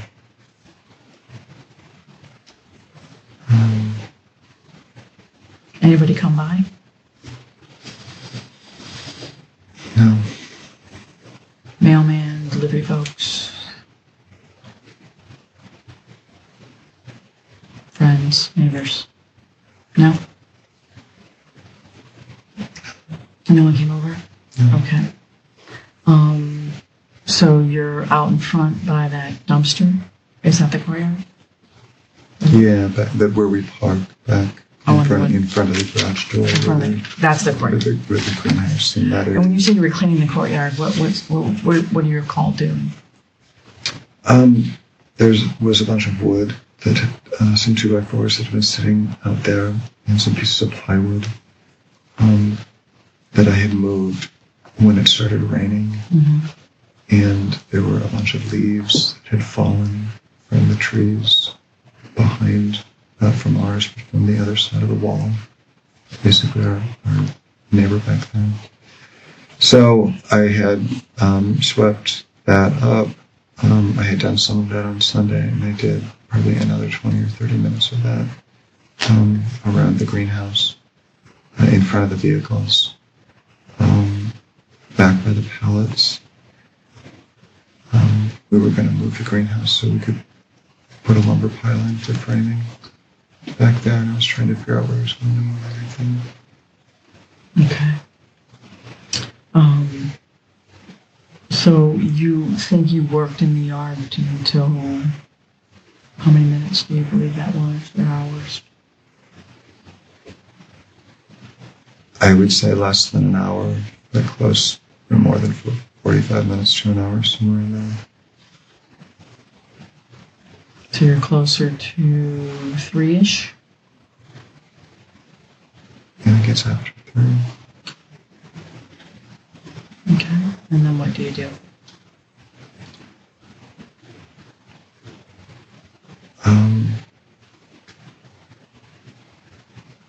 That's all that I can remember until I went upstairs to see when we were going to head up. So. Okay. When you enter the garage apartment. So, I could hear the water is running, but it's not running. It's not like the sound of a shower running. It's just, it's trickling out of the spout, which is weird because, the only time that she does that is if she's going to take a shower, she would do that to heat the water heaters affixed to the outside of the main house. So it's a long run to get up to that bathroom stairs. So I listen because if she's on the phone with a work call, I don't announce myself. I just walk upstairs. I didn't hear her. And I could hear the water. I couldn't hear her. I knew something was wrong. And that's when we went into the bathroom and that's when I saw her. Because you heard the water and didn't hear her, you felt something was wrong? I went upstairs. I don't hear her talking on the phone. So I say hello. I don't hear anything back. I can hear water running. She's not saying anything. Doesn't seem right. Sometimes it is hard if you have the water running to hear somebody out there. So that was my assumption. Okay, so it's one room. You don't see her? Until I get to the bathroom. Okay. Is the bathroom door open or closed? Open. Okay, and so you walk toward the water that you're hearing? Yeah, walking to the bathroom. Okay. The door's open, and what happens? What do you see? I see her laying with her head in the right-hand corner. The water is running, but I don't think the drain is closed because if it was, it would be going over, right? So the water's like half full. She's submerged. In this clip, Dave sought approval for his version of events, as if it wasn't a straightforward matter. A truthful suspect would typically state their version of events without seeking approval.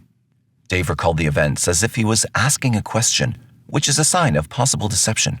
But she's also partially not submerged, and one of her legs is kind of sticking up and out a little bit. And it's just extremely awful, and it doesn't look natural. Obviously, she fell or something happened. She's stiff. It's hard. She's stiff? It's hard to pick her up. She's not. It's like a sack of potatoes, it's not easy. She's not moving with me. I grabbed her arms and kind of pulled her this way. And over, I think partially onto her wrist. I thought that I still think that there's something I can do to help. And I'm kind of moving her, trying to get her, to shake her a little bit and trying to get the water out of her lungs. I got her in front of the couch and I had to stop and put her down. And I tried to lift her head up to kind of clear, I guess it's the thing you do if you're going to do CPR or something. And she's not responding. She has blood coming down her face and on the side of the body. And I'm still thinking I think her head and she has long hair, are on it. And it looks like it's in the middle to me. There's a couple of settings. There's fully closed. Okay. So her hair is definitely wet, right? Yeah. Her clothing, her tank, and her shorts are wet. And she's face down. So the first thing you do is what, if you recall? I reached out and grabbed. I reached out and and touched her right arm. Do you recall where?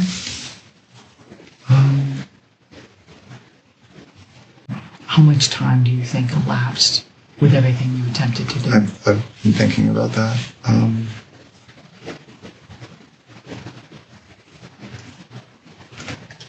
It took, it probably seems that long. In this clip, things begin to unravel and become clearer. Dave claimed that when he returned home, he found Shanti deceased in the bathroom. He moved her to the living room, and within 5 or 6 minutes, he called 911. However, when the police arrived at the house about 20 minutes later, they noticed something odd. According to Dave's description, there should have been water everywhere, and Shanti's body should have been wet. But in reality, the entire house was dry, and there wasn't a single drop of water, not even on Shanti. This indicated that Shanti's body had been out for a long time, and the house had been meticulously cleaned. Struck you? Threw anything at you? No. No. Have you ever harmed her physically? No. Choked her? No. Strangled her? No. No. Have you ever strangled her or choked her during sex just for heightened orgasm? Some couples do that. Absolutely not. No. Absolutely not. Okay. Was there ever anything around her neck that you noticed during you removing her from the tub or attempting CPR? Was there anything around her neck at all? No. Okay. No necklace, no. No, nothing. Nothing. Okay. Did you ever, if in your assessment of her or attempt to help, have your hand on her neck at all? Sure. Underneath, behind her. Behind her head? Like that. To do the head tilt chin lift? Sure. And then also to feel for the pulse of the region. Okay. Did you ever have your hand on her neck where you would have had to have squeezed it for any reason?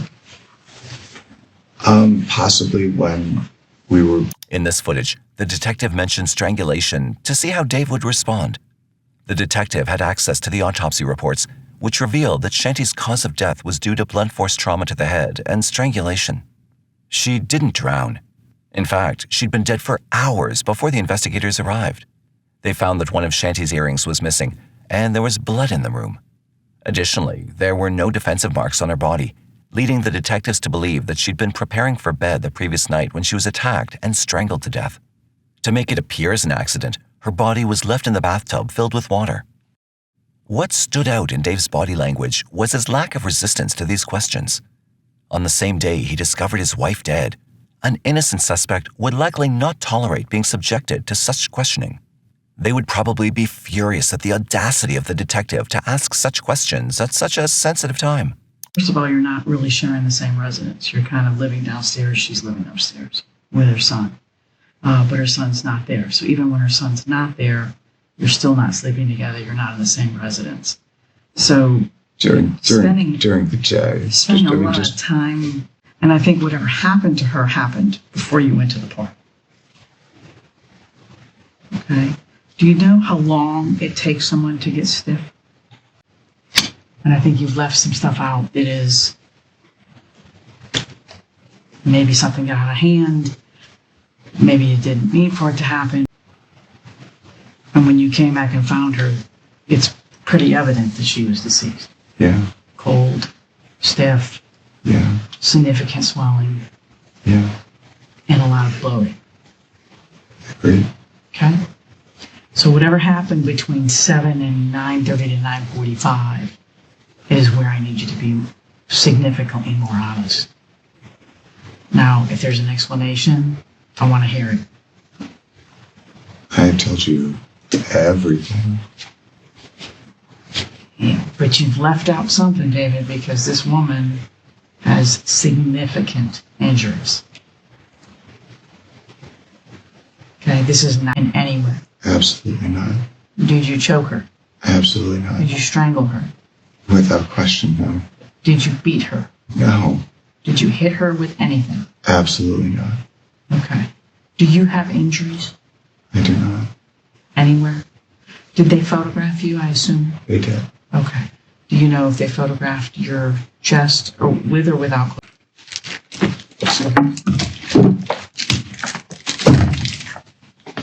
How do I pronounce your last name, David?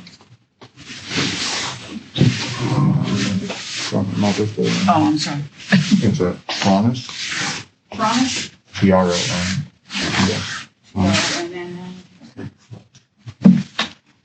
At this point, the detective was certain that Dave was hiding something crucial, and it was time for a final confrontation. They left Dave alone for about 2 hours to increase the pressure after the initial confrontation. When the detectives returned, it was past 2 a.m. in the morning. This strategy of exhausting the suspect is commonly used because as physical and mental fatigue sets in, the suspect is more likely to make mistakes and may confess to escape the uncomfortable interrogation environment. Mentally. Yeah. Ow. Detective Collins just wanted to go over some of the points. I know I had more of an opportunity to ask questions than she did, so we wanted to just... It was part of your character, of who you are, by any means.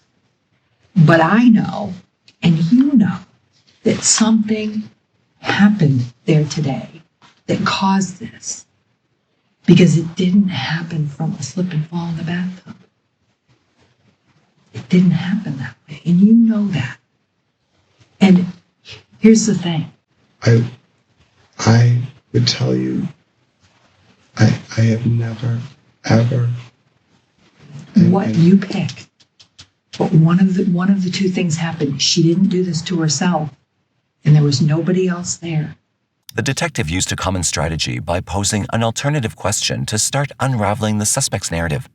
They suggested that an accident might have happened, and if the suspect were to confess to this possibility, then they would dig deeper and challenge if it was really just an accident. What are we supposed to think? What you're saying doesn't make sense. I'm saying I don't know what happened. So when you pulled her out of the tub, you agreed with me that the water came out of the tub. There's not a spot of water on the floor, David. The carpet isn't wet. The carpet isn't wet from where she was pulled out of the bathtub, sopping wet, all the way around to the front of the couch. The carpet's not wet. There's no blood on the carpet. Average person would think if you pull somebody who has been in a tub with long brown hair, who's bleeding in a, what did you call it, a rose-colored water in the tub, and you pull her out, water's going to come splashing out on the floor. So please help us to understand, because if you maintain what you're saying right now, do you understand that it just looks like you just don't care? Okay. That's not like Scott Peterson, who killed Lacey Peterson, who's got 4 or 5 different girlfriends in 4 different states. Okay? I don't think that's who David is. I think David made a mistake.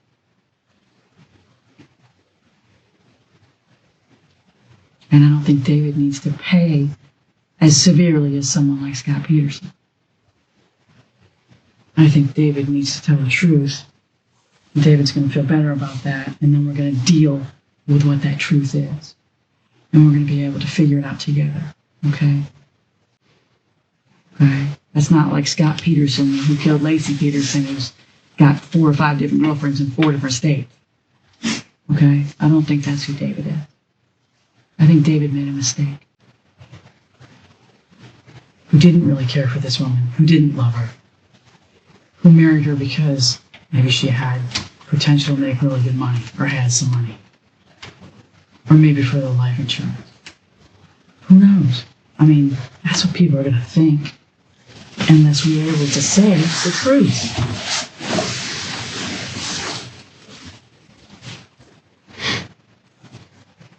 But it's one or the other, Dave. You either made a mistake, you're a cold-blooded killer. Which one are you?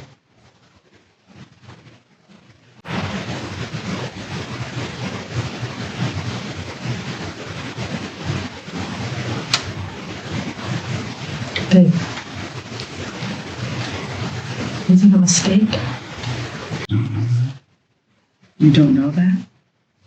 Common sense would tell you if you pull a woman soaking wet out of a tub at 3 o'clock and call the police within 6 minutes, then everything will be soaking wet when the police arrive within 3 minutes of that. That's common sense. So how did everything dry up? That's our question. Because she wasn't pulled out at 3 o'clock. It didn't happen.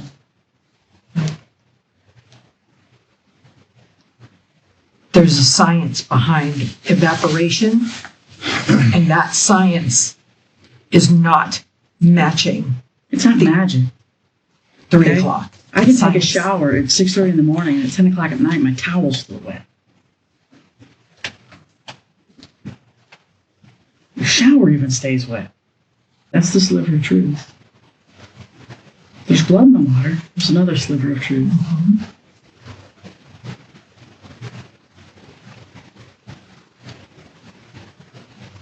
I know you think you thought of everything, but you didn't. I don't think I thought of everything. I've told you over and over, I don't know. You do know. You have to stop saying you don't know, because you do know. You do, David. You do know. You know exactly what happened. Because it was only you and her there. There was nobody else there.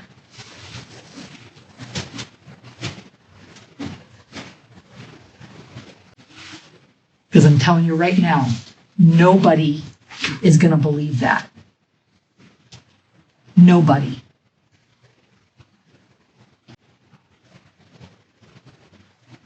Like, as it's picked apart by as everything you told us is picked apart by everyone who testified. And we haven't even hit on everything. We're holding something back, waiting to hear the truth.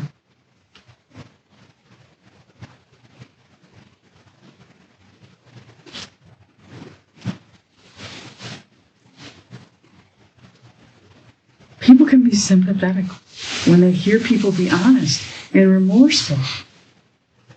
They can be empathetic to a situation that gets out of hand.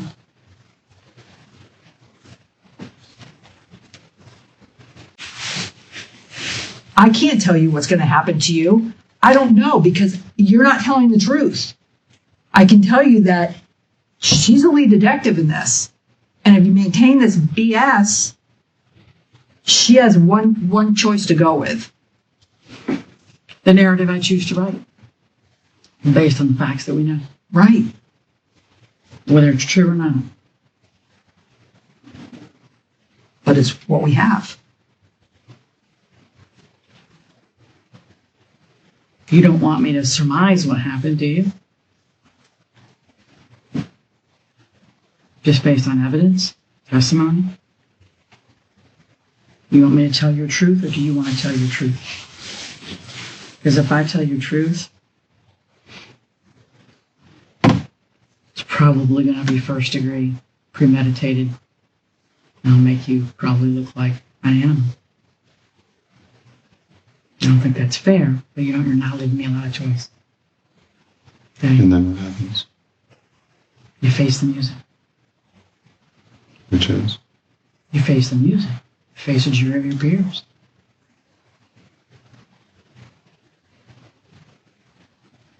You gotta understand, we're in control of the narrative here. You and I, Detective McClellan, are in control of the narrative here. We're gonna know the truth when we hear it. David, we've been doing this a really long time. Okay? We're gonna know the truth when we hear it. It's gonna match what we already know. And solve this case. And I'm glad you think that's funny. I'm glad you think that's funny. I'm glad you think that's funny. Okay? Because every time you smirk and smile, Smirking and smiling.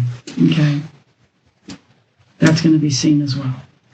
And what do you think? What happened?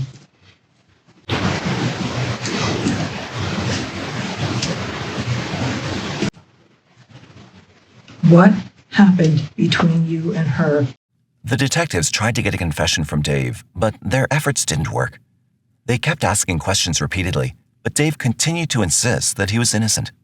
In the end, they had to stop the interrogation, and Dave was allowed to leave because nothing he said could be used against him. The detectives were not happy with the outcome since their main goal was to get a confession. However, this interrogation marked the beginning of the investigation into Dave as the primary suspect. In the following months after the interrogation, the investigators looked into other possible suspects. Shanti's ex-husband, Jim, was interviewed and asked about his whereabouts on April 24, 2018. He had a strong alibi, so he was ruled out as a suspect. The investigators also spoke to Shanti's friends, who revealed that even though Dave bought the house, it was always Shanti who paid for everything, even the small expenses of running the house. Dave didn't contribute financially. After 2 months of investigation, the detectives discovered that Dave was a member of a place called Club Orlando, which is a same-gender bathhouse. A witness claimed to have seen Dave involved in activities with other men at the club. Shanti's friends and family strongly believed that she wouldn't have tolerated this, suggesting that Dave was leading a double life, hiding his actions from Shanti. During the search of their house, they found Shanti's engagement ring, which had been stolen months before, in Dave's possession. This indicated that Dave was the one who stole it, and it raised suspicions about his intentions from the beginning. In addition, they found Shanti's diary, which confirmed her feelings of sadness, loneliness, and fear, expressing her desire to break free from the life she'd built. "I don't feel mentally healthy at this time, and a lot of the poor and unhealthy feelings are due to our interactions. I never feel like I do anything right. Unless I'm being perfect, I've ruined your day, your life. Another day of crying, another day of being depressed and asking myself what I'm doing wrong. The answer is to be nice." In a note dated March 2016, Shanti had written a list of her complaints about Dave. She felt he was lying about being wealthy and never paid for anything. Even when it was his turn to pay for dinner, he'd claim he forgot his wallet. She was also unhappy about the ongoing renovations to their home, which forced them to live in the garage apartment. The letters found by the detectives supported their belief that money and problems with the house renovation might have been reasons for Dave to kill Shanti. Dave was eventually arrested 4 months later in August 2018 and charged with first-degree murder for the death of Shanti Cooper. The trial for Dave Trones was scheduled to begin on February 3, 2020, but was delayed several times due to the COVID pandemic and health issues that David had. Finally, in January 2021, the trial started, and it was the first time Jackson, Shanti's son, saw Dave in person since his arrest. Jackson mentioned that Dave looked terrible and wasn't doing well. During the trial, both the defense and prosecution discussed Dave's mental state. They agreed that he was not mentally fit to proceed with the trial and recommended that he be committed for evaluation. The trial was delayed again and set for September 2023. Currently, Dave is still in prison waiting for his trial.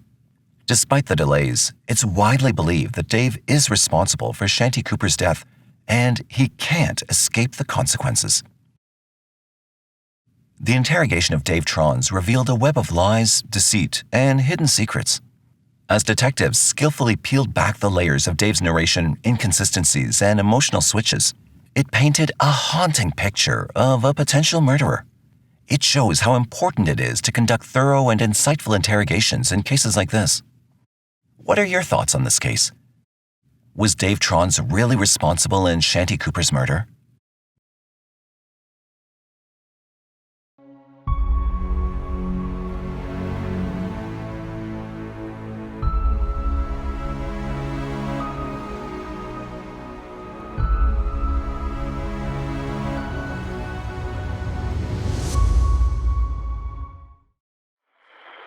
Isabella? Isabella? Stop calling me Isabella. Don't call me Isabella. Do you understand what I'm saying? I'm not Isabella. I am Samantha Gonzalez. Did you find any parallels between Samantha and the girl depicted in the initial clip? No? Let's find out. August 28, 2013, a teenage girl entered in a Korean grocery store called H-Mart. She was dirty, covered in cuts, and her hair was tangled with twigs and blood. The girl, Samantha Gonzalez, age 15, revealed that she had narrowly escaped an assault and stabbing in downtown Denver. In 2013, Aurora was the third most populous city in Colorado. But in this busy place filled with civilians lived a small family that had been facing some problems at the time. The relations between a teenage daughter and her mother are seldom calm, and such was the case with Yun Mi Hoi and her daughter Isabella Guzman. Isabella Guzman was born on June 1st, 1995 in Aurora, Colorado. She grew up in a Mormon household with her parents, Yun Mi Hoi and Robert Guzman. Isabella was the only child. Yun Mi ran a photography studio called Bella's Photos, obviously named after her daughter, and worked long hours. When Isabella was 4 years old, her parents got divorced, and her mother later got remarried to Ryan Hoi. At 7, when Isabella started displaying behavioral issues, her mother sent her to live with her father. She lived with him for 7 years before returning to her mother and stepfather's house at the age of 14. Yeah, they got divorced like 14 years ago. Okay, how old was Isabella was? She was about 3 years old. 3 years old. Okay, were you and me involved at that point with each other? After they divorced, Yumi and I were involved with each other. So was Isabella living with you guys initially? She was living with us initially. Okay, then it got to be difficult. Because when she was about 5 years old, Yumi asked Robert, to take over Isabella because she was just not a very obedient child. Okay. And thought that Robert, her natural father, would be better for her. Okay. As a disciplinarian. And how old was Isabella at the time? She was about 5, and she had difficulties in that family. She didn't get along with her stepmom at all. Okay, so at one point, when this all happens, and Isabella is now living with her mother, she's living with her father and his wife? Right. Okay, how long a period was that from the time she was 5 till? She moved back into our house, well, I'm trying to think now, it might have been 7. She might have been 7 when that occurred, because it seems like she was out of our house for maybe 6 or 7 years. Okay. So she was about 14 when she came back to live with us. Despite returning to live with her mom and stepfather later, Isabella continued to struggle during her teenage years. And then we noticed a pattern developing with Isabella. She got in trouble for shoplifting from King Soopers, and then she got in trouble for shoplifting from the Aurora Mall. Then she did a couple of trespassings, some underage drinking at school. Mm-hmm. She brought a knife to school one day. She had brought it to school, and she was expelled from school for bringing a weapon. How long ago was this? School. That was maybe 3 years ago. This animosity that Isabella had towards your wife when she was asked to leave or had to go live with her father, Right. when she moved back in at 14, Right. how was the relationship between the two of them after that? Very rocky, Okay. at best. Had they ever gotten in any physical confrontations, fights that you know of? Not physical, but verbal. Verbal? Yumi would go, "You're an effing an effing B. Okay. Go away. Okay. Leave me alone." She would say these things all day. And here recently... That was you and me was telling That was Isabella that, or No, that Isabella? was Isabella telling Yumi that. Okay. And Yumi would be like, "No, you go away." Yumi would strike back at her and say, "Don't treat your mother like that. You don't say those things to your mother." Okay. Did you ever get involved in this intervention or intervening at all in these? There was occasions when I did, but I realized the best course of action was to not get involved, because Isabella and I really had no problems with each other, because I just kind of stayed out of it. Okay. I just let her and her mom deal with it. Being the stepdad, it's easy to be the one the girl would hate. Right. But I just stayed out of a lot of it. I wanted to say something, but I just let my wife handle it. Okay. She sometimes had problems with her stepdad, too. I was down in the basement with my fan on, and she came down to grab my fan, and she took it out of the wall, and I said, "Isabella, please, you can't do that." And so she punched me a couple of times in the face. She said something in Spanish, and then punched me. She is very hot-tempered. Hot-tempered, okay. Very hot-tempered person. It doesn't, and she runs her mouth like crazy. F you, F this, F that. She seems very depressed, I would have to say. She seems horribly depressed about her life and blames her mom for her misery. She went to a psychiatrist for maybe a month, and the psychiatrist said, no, she's fine. She's just a typical girl. At the age of 14, she decided to leave the Mormon religion, causing tension within the family. Her behavioral issues extended to school, where she got into fights with her classmates and eventually dropped out during her senior year. As a teenager, Isabella was seen by neighbors sneaking boys into her home. As time passed by and Isabella turned 18, the relationship between Isabella and her mother started to deteriorate rapidly. She became aggressive and threatening towards her mother, who was scared and exhausted trying to cope with her behavior. On August 27, 2013, a particularly heated argument occurred between Isabella and her mother, during which Isabella spat on her and cursed her. But there was one strange thing about this incident. During this, Isabella called her mother Cecilia. So I was sleeping in her room, which is the upstairs bedroom that faces the street. Okay.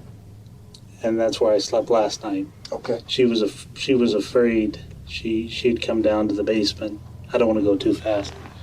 But she came down to the basement last night and said that she was afraid of Isabella. She said that Isabella had threatened her or cursed at her, and spit in her face. Okay. When she was laying down up there. The next day, Yun received an email from Isabella with the unsettling message, "You will pay." It was still addressed to Cecilia, causing Yun to become even more frightened. This morning, she showed me an email that Isabella had written that was written to her, or written to a Cecilia. It's a strange email, but it came to my wife. And I can't remember what the email said. It's on her phone. Okay. But it was very disturbing from Isabella. Something very just weird. She then called the police for help. Aurora 911, where is your emergency? Yes. My daughter needs help. Do you need police, paramedics, or an ambulance? Now, I think she has to be admitted because she hurt herself or she hurt somebody else in the house. Okay, so she's suicidal? She wants to hurt herself? She's not suicidal, but she was planning. She can be suicidal, or she can hurt me or somebody else in the house. So did she threaten to hurt you, or you're worried she might hurt you? She's planning to hurt me last night. Okay. 2 in the morning, and I think she snapped. Her mind is gone, I think. Did she do anything to herself or you yet? I don't know about that because she locked herself in the room and she came out. And now she's in the backyard talking to her father. Okay, so she's in the backyard, so she's not bleeding or doesn't need like a emergency as far as medical goes. No, not the medical. It's a psychological problem. So does she have any weapons on her right now? She has a bat, and not with her in her room. And what's your I hate to do this. I'm sorry. What's your name? My name? Yes. My name is Yunmi, Y-U-N-M-I. I'm her mother. Okay. Yunmi Hoy, H-O-Y. Okay, okay? And I'm afraid tonight she's gonna hurt herself or hurt me. Okay. She's losing and she's stabbering and she's saying nonsense. Okay, did she say how she's going to hurt herself? I don't know. Okay, has she ever tried to hurt herself before or say she wanted to do this before? She said many times she wanted to kill herself. Okay. But she's never attempted it yet, right? I don't know. She might try, but she never say about it to me. Okay. Uni, I'm going to go ahead and... Now she's trying. I'm afraid of my life now. Right. Well, I'm going to let you go, but if anything changes, I want you to call me back, okay? So what are you going to do? We're going to send an officer out to talk to her, and then the officer can request an ambulance, okay? And then what happened? They'll transfer her to, like, a psychiatric hospital. Okay. and they'll help her out there, okay? I don't want you to get upset. I mean, you're doing the right thing, okay? I don't want you to regret anything later. I mean, if something bad were to happen, you'd regret that worse, okay? Yeah, I think this is good for her in time. The police arrived and informed Isabella that she was an adult and could be kicked out of the house if her behavior continued. But when the police asked her if she wanted to end her own life, she chuckled and asked why someone as beautiful as her would want that. Isabella seemed to calm down after speaking with the police. So today, after the police come out and speak with her, what was her attitude or her demeanor after that contact with the officers? She seemed okay. She was friendly. Her dad gave her a big hug and told her that he loved her very much and gave her a kiss on the cheek. And she said, I think she said, I love you too. This was in the house when they had come back in the house before he was leaving the house. Okay. And, but I don't think she was very happy that her mom called the police. Did her and her mom have words, confrontation? Was there anything? In front of the police officers, Yumi said that they did. Okay, were you out there when that happened? I was not out there when that happened. I tried to stay out of it. Okay. And Yumi said that Isabella was throwing nonsense at her, and the police were saying, "Look, you can get a court order and have her kicked out, whether she's got a job or not." Okay. And Isabella, according to Yumi, just got all tight-lipped. But Yunmi remained uneasy.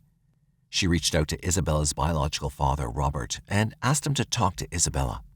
Robert had an intimate conversation with his daughter, and it appeared that Isabella had calmed down and understood the consequences of her actions. However, this optimism was short-lived, as events would prove otherwise. On August 28, 2013, Isabella's mother, 47-year-old Yun, returned home from work at around 9:30 p.m. She was exhausted and told her husband Ryan that she needed to take a shower. Your wife comes home about 9:30. She has McDonald's for you. Right. And then what's the next thing that happens? And then she tells me, I'm going to take a shower. Okay. Did you eat? I was eating while she was upstairs. Okay. Getting ready to take a shower. So you're in what part of the house then? I'm in the living room. Living room? And I'm just on the couch watching TV. Okay. And your wife goes upstairs? She goes upstairs to take a shower, yeah. While Ryan was downstairs eating dinner, he heard strange noises and a scream coming from upstairs. Concerned, he rushed to find Yun and discovered Isabella had locked herself and Yun-mi in the bathroom. Isabella was in the bathroom. She, like I said, she was pushing against the door as I was trying to open it. So the bathroom door is closed? It's closed. Okay. And shower running or not? Shower was running. Yeah, the shower was running. Okay. So when you go up there, you hear knocking? Describe just like something like that. Just like that, kind of a drum pounding. Okay. Doors closed? Right. Do you hear anything, any voices, any conversation? I hear my wife say, Ryan. She said that a couple of times. So you hear your wife say Ryan. And any other voice? Do you hear Isabella or anybody I else? don't say hear anything? Isabella say anything. Try to open the door. Is the door locked or no? No, at first it wasn't locked. Okay. I tried to open it. Okay. And Isabella was pushing hard against it. Could you see Isabella at that point? I saw the back of her. How far open were you able to get the door? Not that far. Okay, at that point, what could you see inside? Nothing. All I saw was Isabella's frame. Okay. And she had her back to the door? Yeah, she had her back to the door. And then the next thing I know, when I don't get the door open, the door closes and locks. As he pushed, he saw blood seeping from under the door, prompting him to call 911. Where's your emergency? How can I help you? Yes, my stepdaughter, 18-year-old stepdaughter, is beating my wife up. Oh, okay. And it's a house? It's a house. Oh, and you said your stepdaughter's 18? She's 18. Okay. And it's physical? It's physical, yes. Okay. Has anybody been drinking or doing drugs? Not that I'm aware of. Any weapons involved? They're in the bathroom, so I can't tell. Okay. Anybody? And does anybody need the paramedics? That I don't know. They're locked off in the bathroom. Okay. What are you hearing at this time? What do you hear? I hear her yelling for God to help her. Okay, are you able to go and see if your wife is okay or no? The door's locked. I can't get in. So you get on the phone. I get on the phone. Come back upstairs. Come back upstairs. And then what? And then I'm trying to tell the dispatcher what's going on. I'm saying I think she's beating up my wife. Isabella was in a rage like I've never seen before. And what do you mean?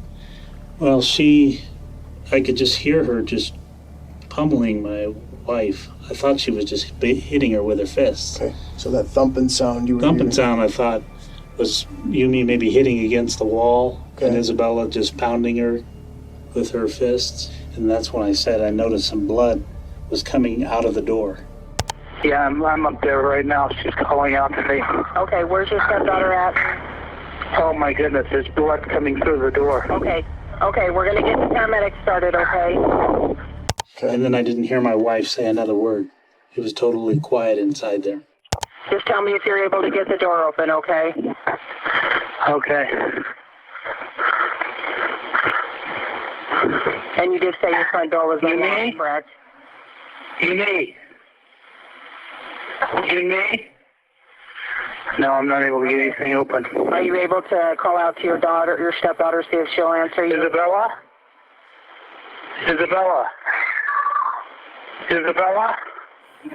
What's going on? Ask her who's bleeding. Who's bleeding out the door? There's blood out the door. Isabella? What did she say? Nothing. She said nothing. Okay. I heard her say something when you called her name. Did she moan or what did she say? Isabella said, hold on. What did you do? Is the door open? Oh my God. What happened? I think my wife is dead. What?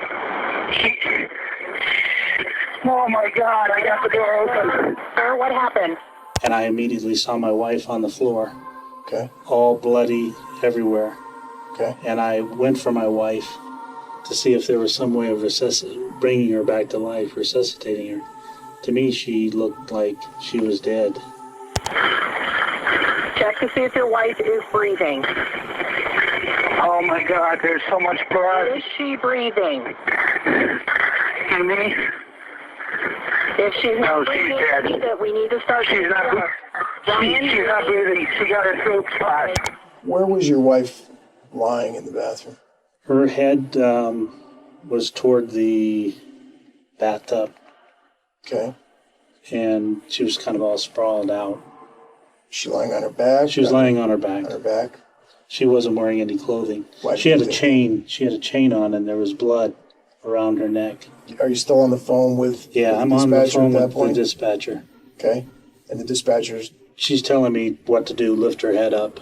Okay. So I put my hand behind my wife's head, and I lift her head up to see if that would get her to breathe. Okay. And then I did push on her chest. Okay. Like that, about, 3 or 4 times. Okay. But I could tell it was no use. Okay, we're going to start compressions, okay?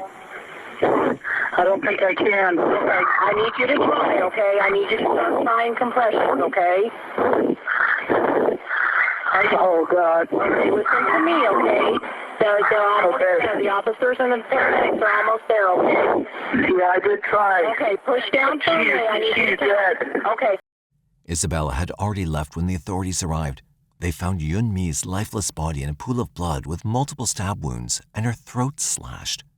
Isabella had fled the scene, and a manhunt ensued, considering her armed and dangerous. Do you remember what she was wearing? She was wearing kind of like a top piece, maybe kind of pink top piece, and then short shirt. Kind of like a shirt, but more like a bra. Okay. Kind of a sports bra type, athletic gear. And what color? It's kind of pink. All right. And she had short shorts on, and they might have been kind of turquoise. When Yun-Mi Hoi was taken to the emergency, she was pronounced dead.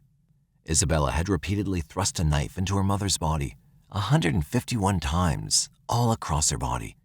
Yet Ryan remained unaware of this gruesome truth. Holding his naked and bloodied wife, all he comprehended was the profound loss he'd suffered.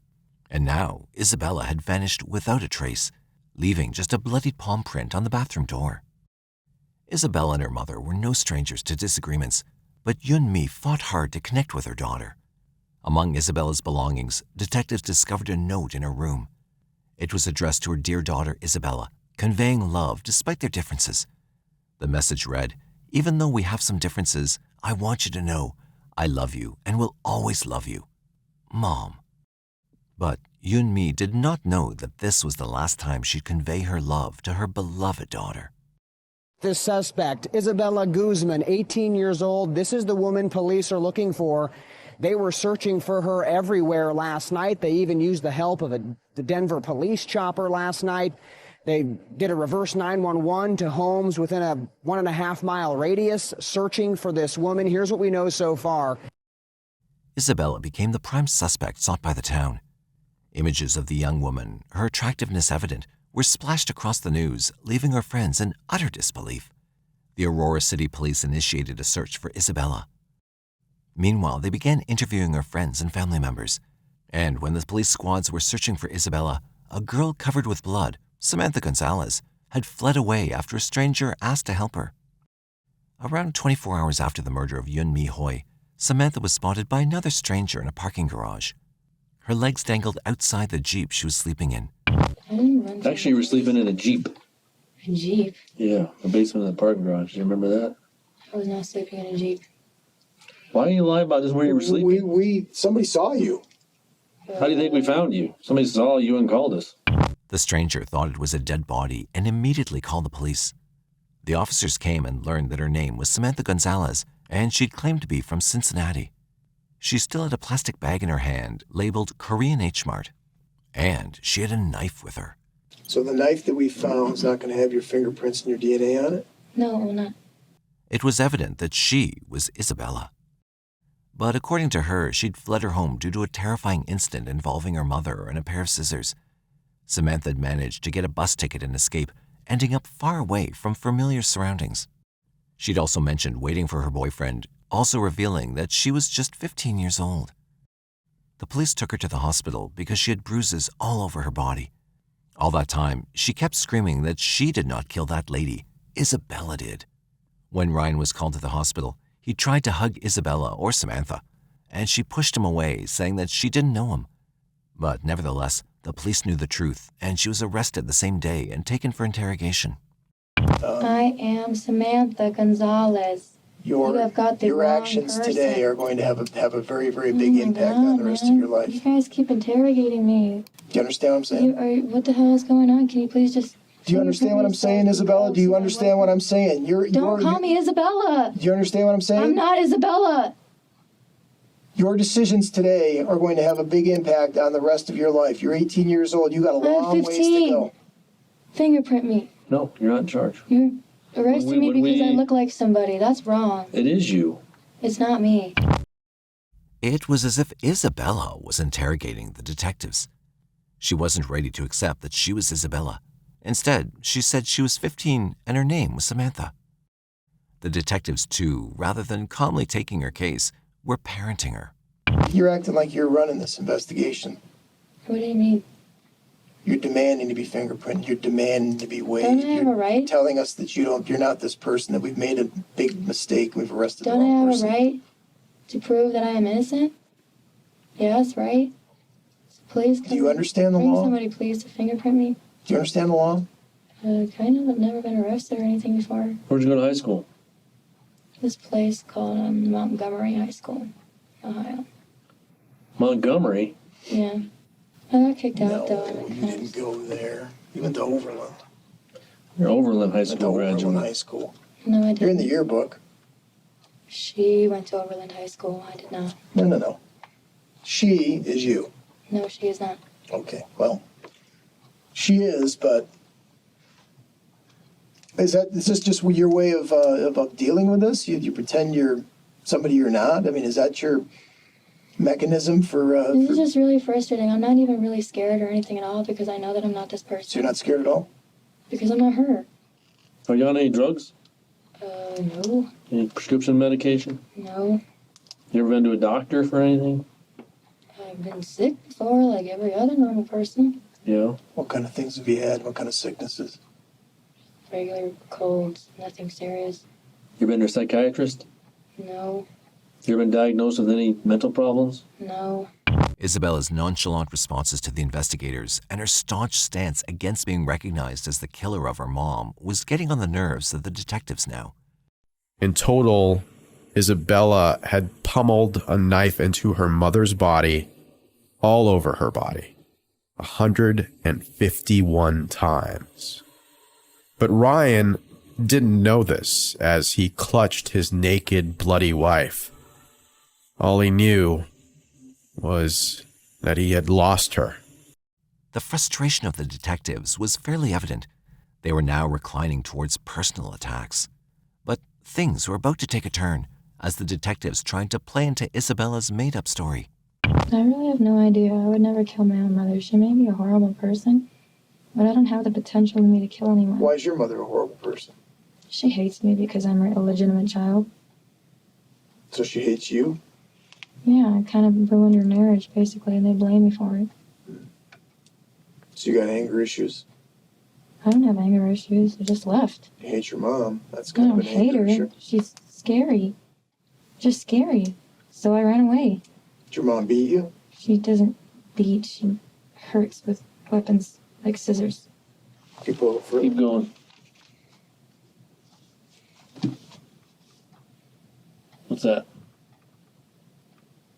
Hello? What's that? Scar. I got that when I was a kid. I had stitches.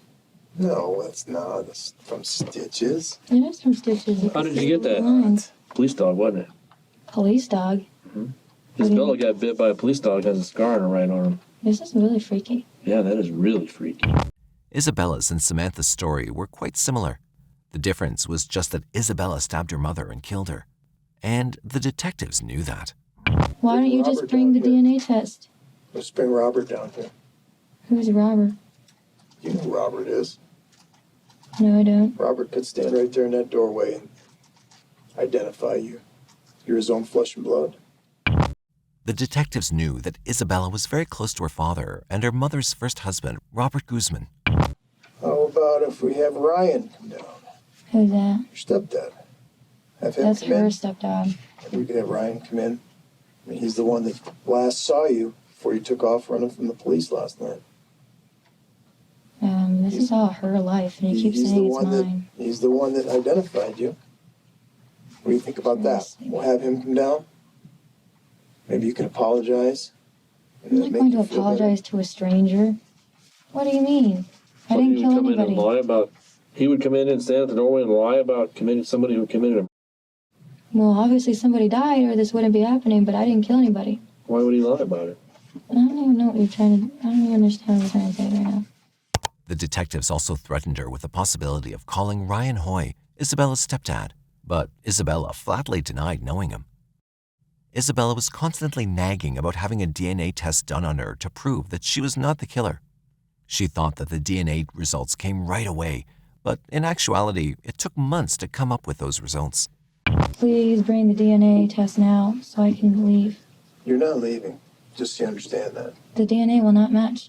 Well, that you can If the DNA does not match, I will be free, continue right? to think that, but you are not leaving, just so you Okay, know. theoretically, if the DNA doesn't match, you have to let me go, right? No. That doesn't make any sense. Yes. No, you've been identified as a killer. I've not been By an identified. If the eyewitness. DNA does not match, then I will be set free. Well, that's not going to be the case. We won't know that for months. For You're under arrest months. for first-degree murder. You have no bond. You ain't going nowhere but jail. And you're not 15. You're 18. No, I am not. You cannot do this to me. This is wrong. Yes, we You can. have to prove I am who she is before you can take me anywhere. No, we don't. We know who you Isabella, are. we're trying to give you Stop an calling opportunity. me Isabella. We're just trying to give you an opportunity to tell us what happened. Stop calling me Isabella. You don't understand. You don't understand. My the name full is impact Samantha. of this, do you? You don't understand the full impact. Yes, you're going to jail. No, you are not getting out of jail. There is no bond with first-degree murder. Do you understand that? I didn't murder anybody. And we'll easily prove a case against you. You can't prove anything because I didn't do it. Yeah, we will. Well, that's your opinion. Man, what's wrong with all You have of you? no conscience. None. I'm not evil. You don't even know who I am. I'm just a random girl on the street that you ambushed. No, you're one of the most evil person I've ever sat across the table from. I'm not evil. Yeah, you are. No, I'm not. Very. Next, the detectives again tried to play into Isabella's story and take her DNA. You scared the hell out of me. Because you have no conscience. I scare the hell out of you? Yeah, you have no conscience. You can do anything to anybody and not even feel anything. How do you do this thing? Say, for instance, somehow we've got this all jacked up. And you are who you say you are, and we've brought the wrong person in here. How would we go about trying to prove that you are who you are? Who could we call? Who could we get in contact There's no way I'm totally... Why would I call somebody who stabbed me with scissors? Well, I'm asking you a That's question. all I got. Okay, Gabriel was waiting for me. Can I ask you a question and just not have you interrupt? Because if we're making a mistake, we want to do the right thing. Mm-hmm. Okay. Why don't we start with who's your father? What's your father's name? I don't really know. Honestly, my mom's kind of a crazy bitch and whores around a lot. Okay. She hates me because I'm an illegitimate child. Okay, so... All I know is that my dad's Mexican. That's why my last name is Gonzalez. The detectives were doing the right thing. They were trying to trap Isabella in her own lies. They knew that there was no Gonzalez that Isabella was related to. Okay, so your dad is Mexican. His last name's Gonzalez. Do you know his first name? She wouldn't tell me. So you don't know his first name? No. Have you met your father? No.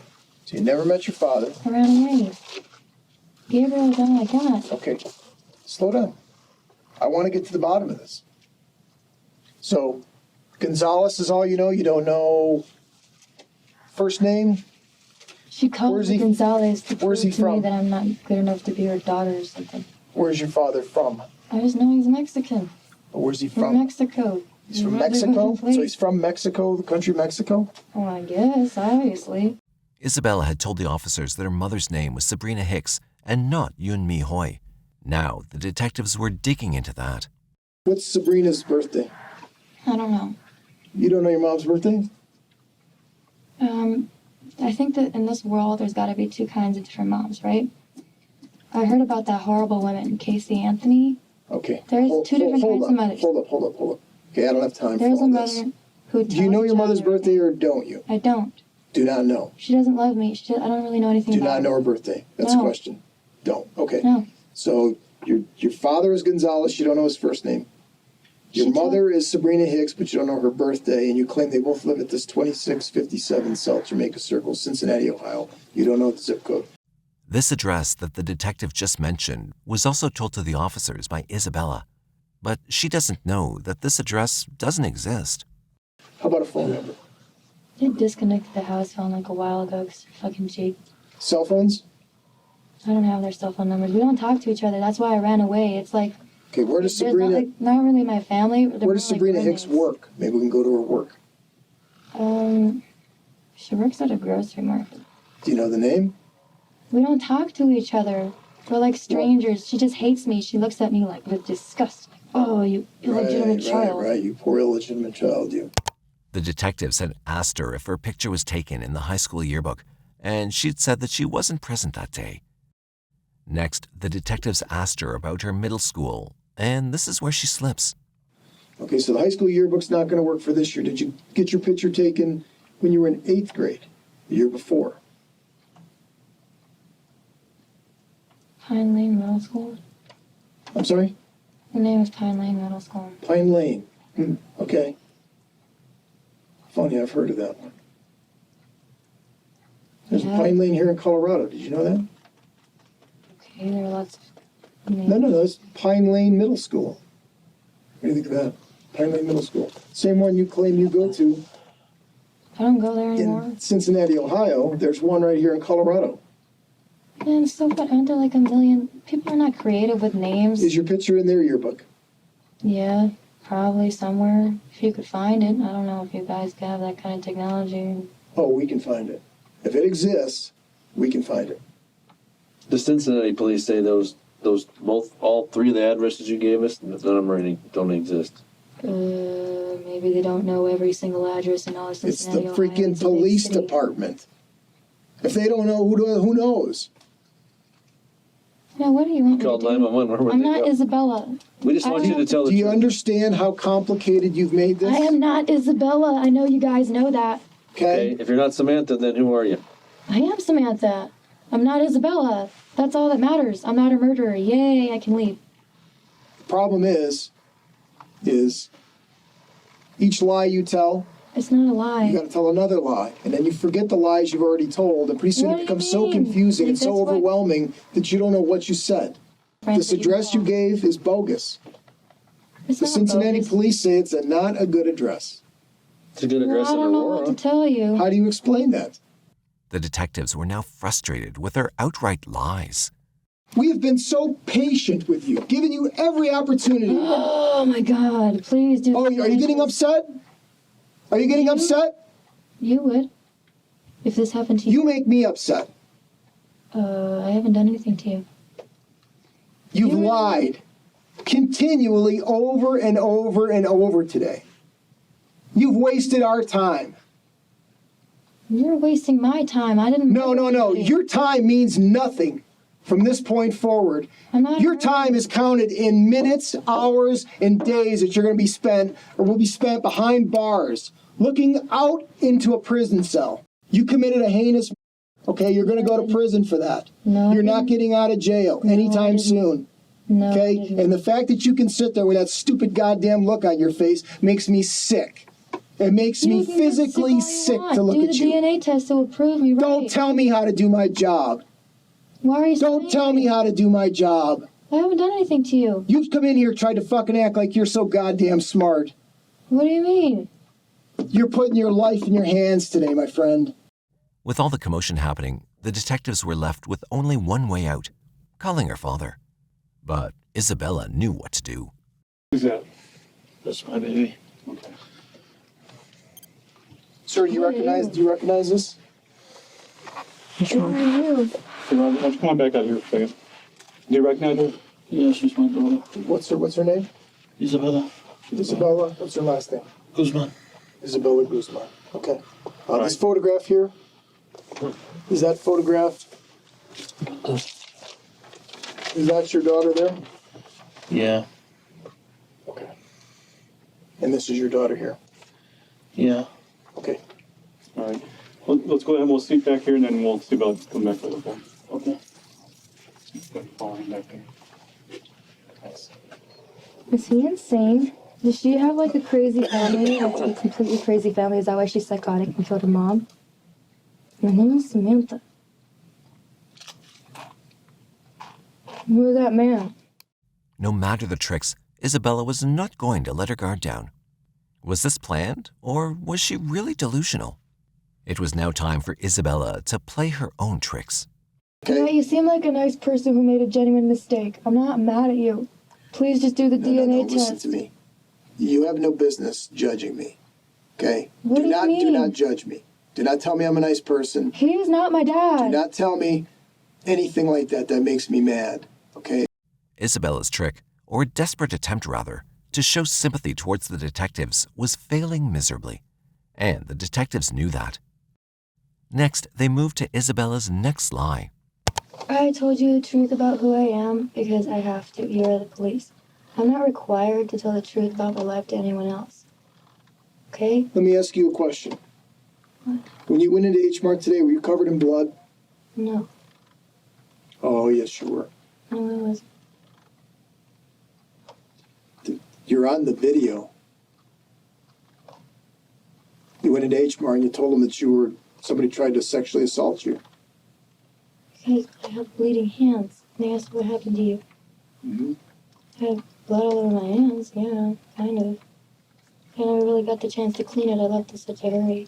They gave me some proper Neosporin and shit. I did tell them something because I needed help, yes. I'm not gonna lie. But I did not tell them about my family and my mom, okay? I did tell them someone tried to beat me, I'm not gonna lie to you, because I don't want them to know all about my family. They're not the police. I don't have to tell them who I am, I just needed help. I'm ashamed of who I am. It's better to be the victim than the abused, beaten girl. Yes, I lied to them, okay? But I have not lied to you. But that's not the story you told us when you sat down here and we asked you about these bags and where you got them and the circumstances. The clothes are mine. That's not the story you told us. The pads they got for me. And they gave me proper bandages. Yeah, that's not the story you told us, okay? Plain and simple, it's not. You told us something completely different. You're scarier than me. Didn't you? You told us something completely different. Because you lied, right? I haven't lied. Yes, you did. That's a lie. Just do the DNA test. It will prove everything. And then I can be happy for the first time in my life. That's all I've ever wanted. I wanted true love like I want in my books. After all these efforts, it was looking as if the detectives were succeeding in scaring Isabella. And now the truth could be revealed any time. We've given you all the my life was going opportunities. to be better when I ran away. I guess that's only going to get worse. I'll probably get fucking in prison too because I'm pretty. She once again mentions her appearance, a behavior observed when her mother alerted the police. On that occasion, she was asked if she wanted to take her own life. She then asked the detectives how someone so pretty could want that. This pattern of behavior repeated itself, highlighting her obsession with her physical appearance again, proving that she was, in fact, Isabella. See how aggressive she gets when the police didn't share her views about her appearance. I don't think you're pretty. That's mean. I don't think you are either. And after this, it was pure aggression from her side. It's going to be dark soon. When the DNA test going to come back? I don't want to walk around in the dark. You're going to jail. You're not going anywhere else. Man, fuck you. Well, that's the way it's going to be.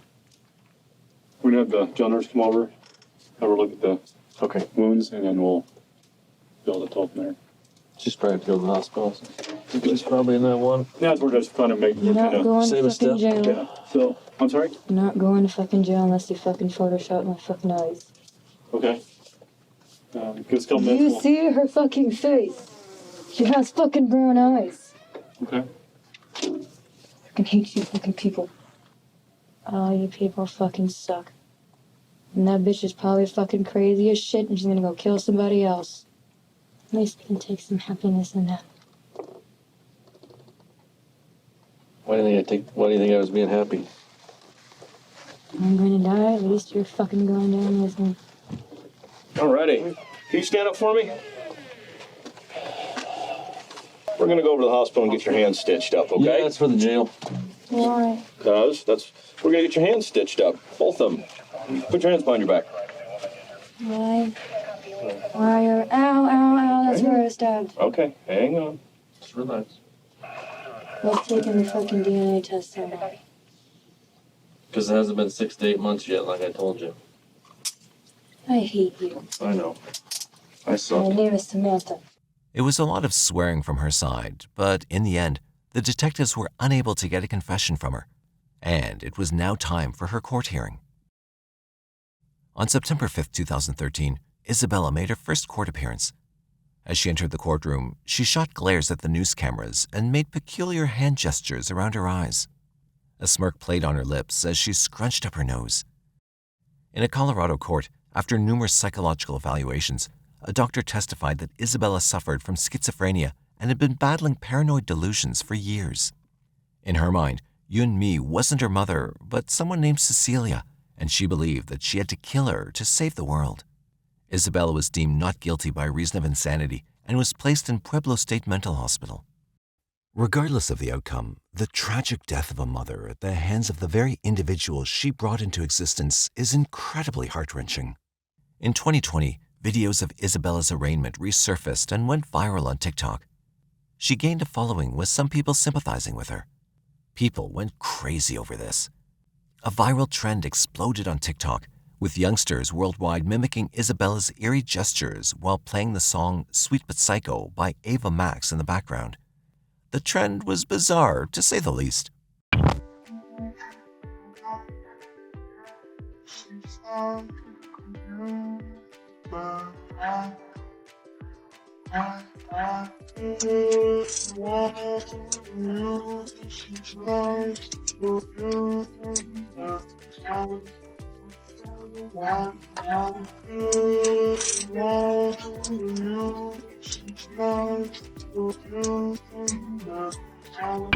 In November 2020, she petitioned for her release, claiming she was no longer mentally ill. She alleged experiencing abuse from her mother, and in June 2021, she was allowed supervised therapy sessions outside the hospital with a GPS tracking device. In 2020, CBS snagged an exclusive Zoom interview with Isabella. She asserted that she's doing well now, content with her medication, and desiring freedom. And I have since been restored to full health. I was abused at home by my family for many years. My parents are Jehovah's Witnesses. And I left the religion when I was 14, and the abuse at home worsened after I quit. The fight with my mom was terrible, and I was injured in the process. I have the scars on my hands. I don't know if you can see or not.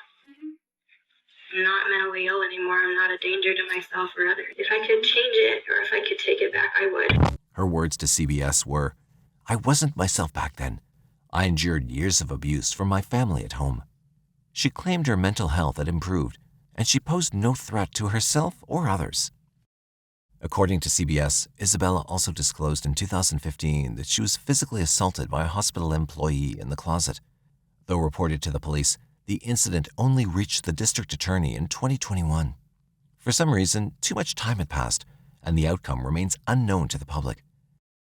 Isabella is still at the Colorado State Mental Institution, and she maintains she deserves freedom. But nevertheless, Yun-Mi Hoy was not served justice, and neither was Ryan Hoy. The crimes of Isabella left her family in pain, both physically and emotionally, with no closure. Isabella still remains in the mental hospital, but her mother never got justice. Do you think that Isabella was really schizophrenic, or was it all a lie? And amidst this, where did Yun-Mi Hoy's justice go? Let us know your thoughts in the comments section. We'd love to hear from you. If there's a case you'd like us to cover, don't hesitate to drop your recommendations in the comment section below. 91% of you are not even subscribed to Mysterious 7. If you're one of these people, please help us to reach 200,000 subscribers by hitting that subscribe button. Until next time, stay safe.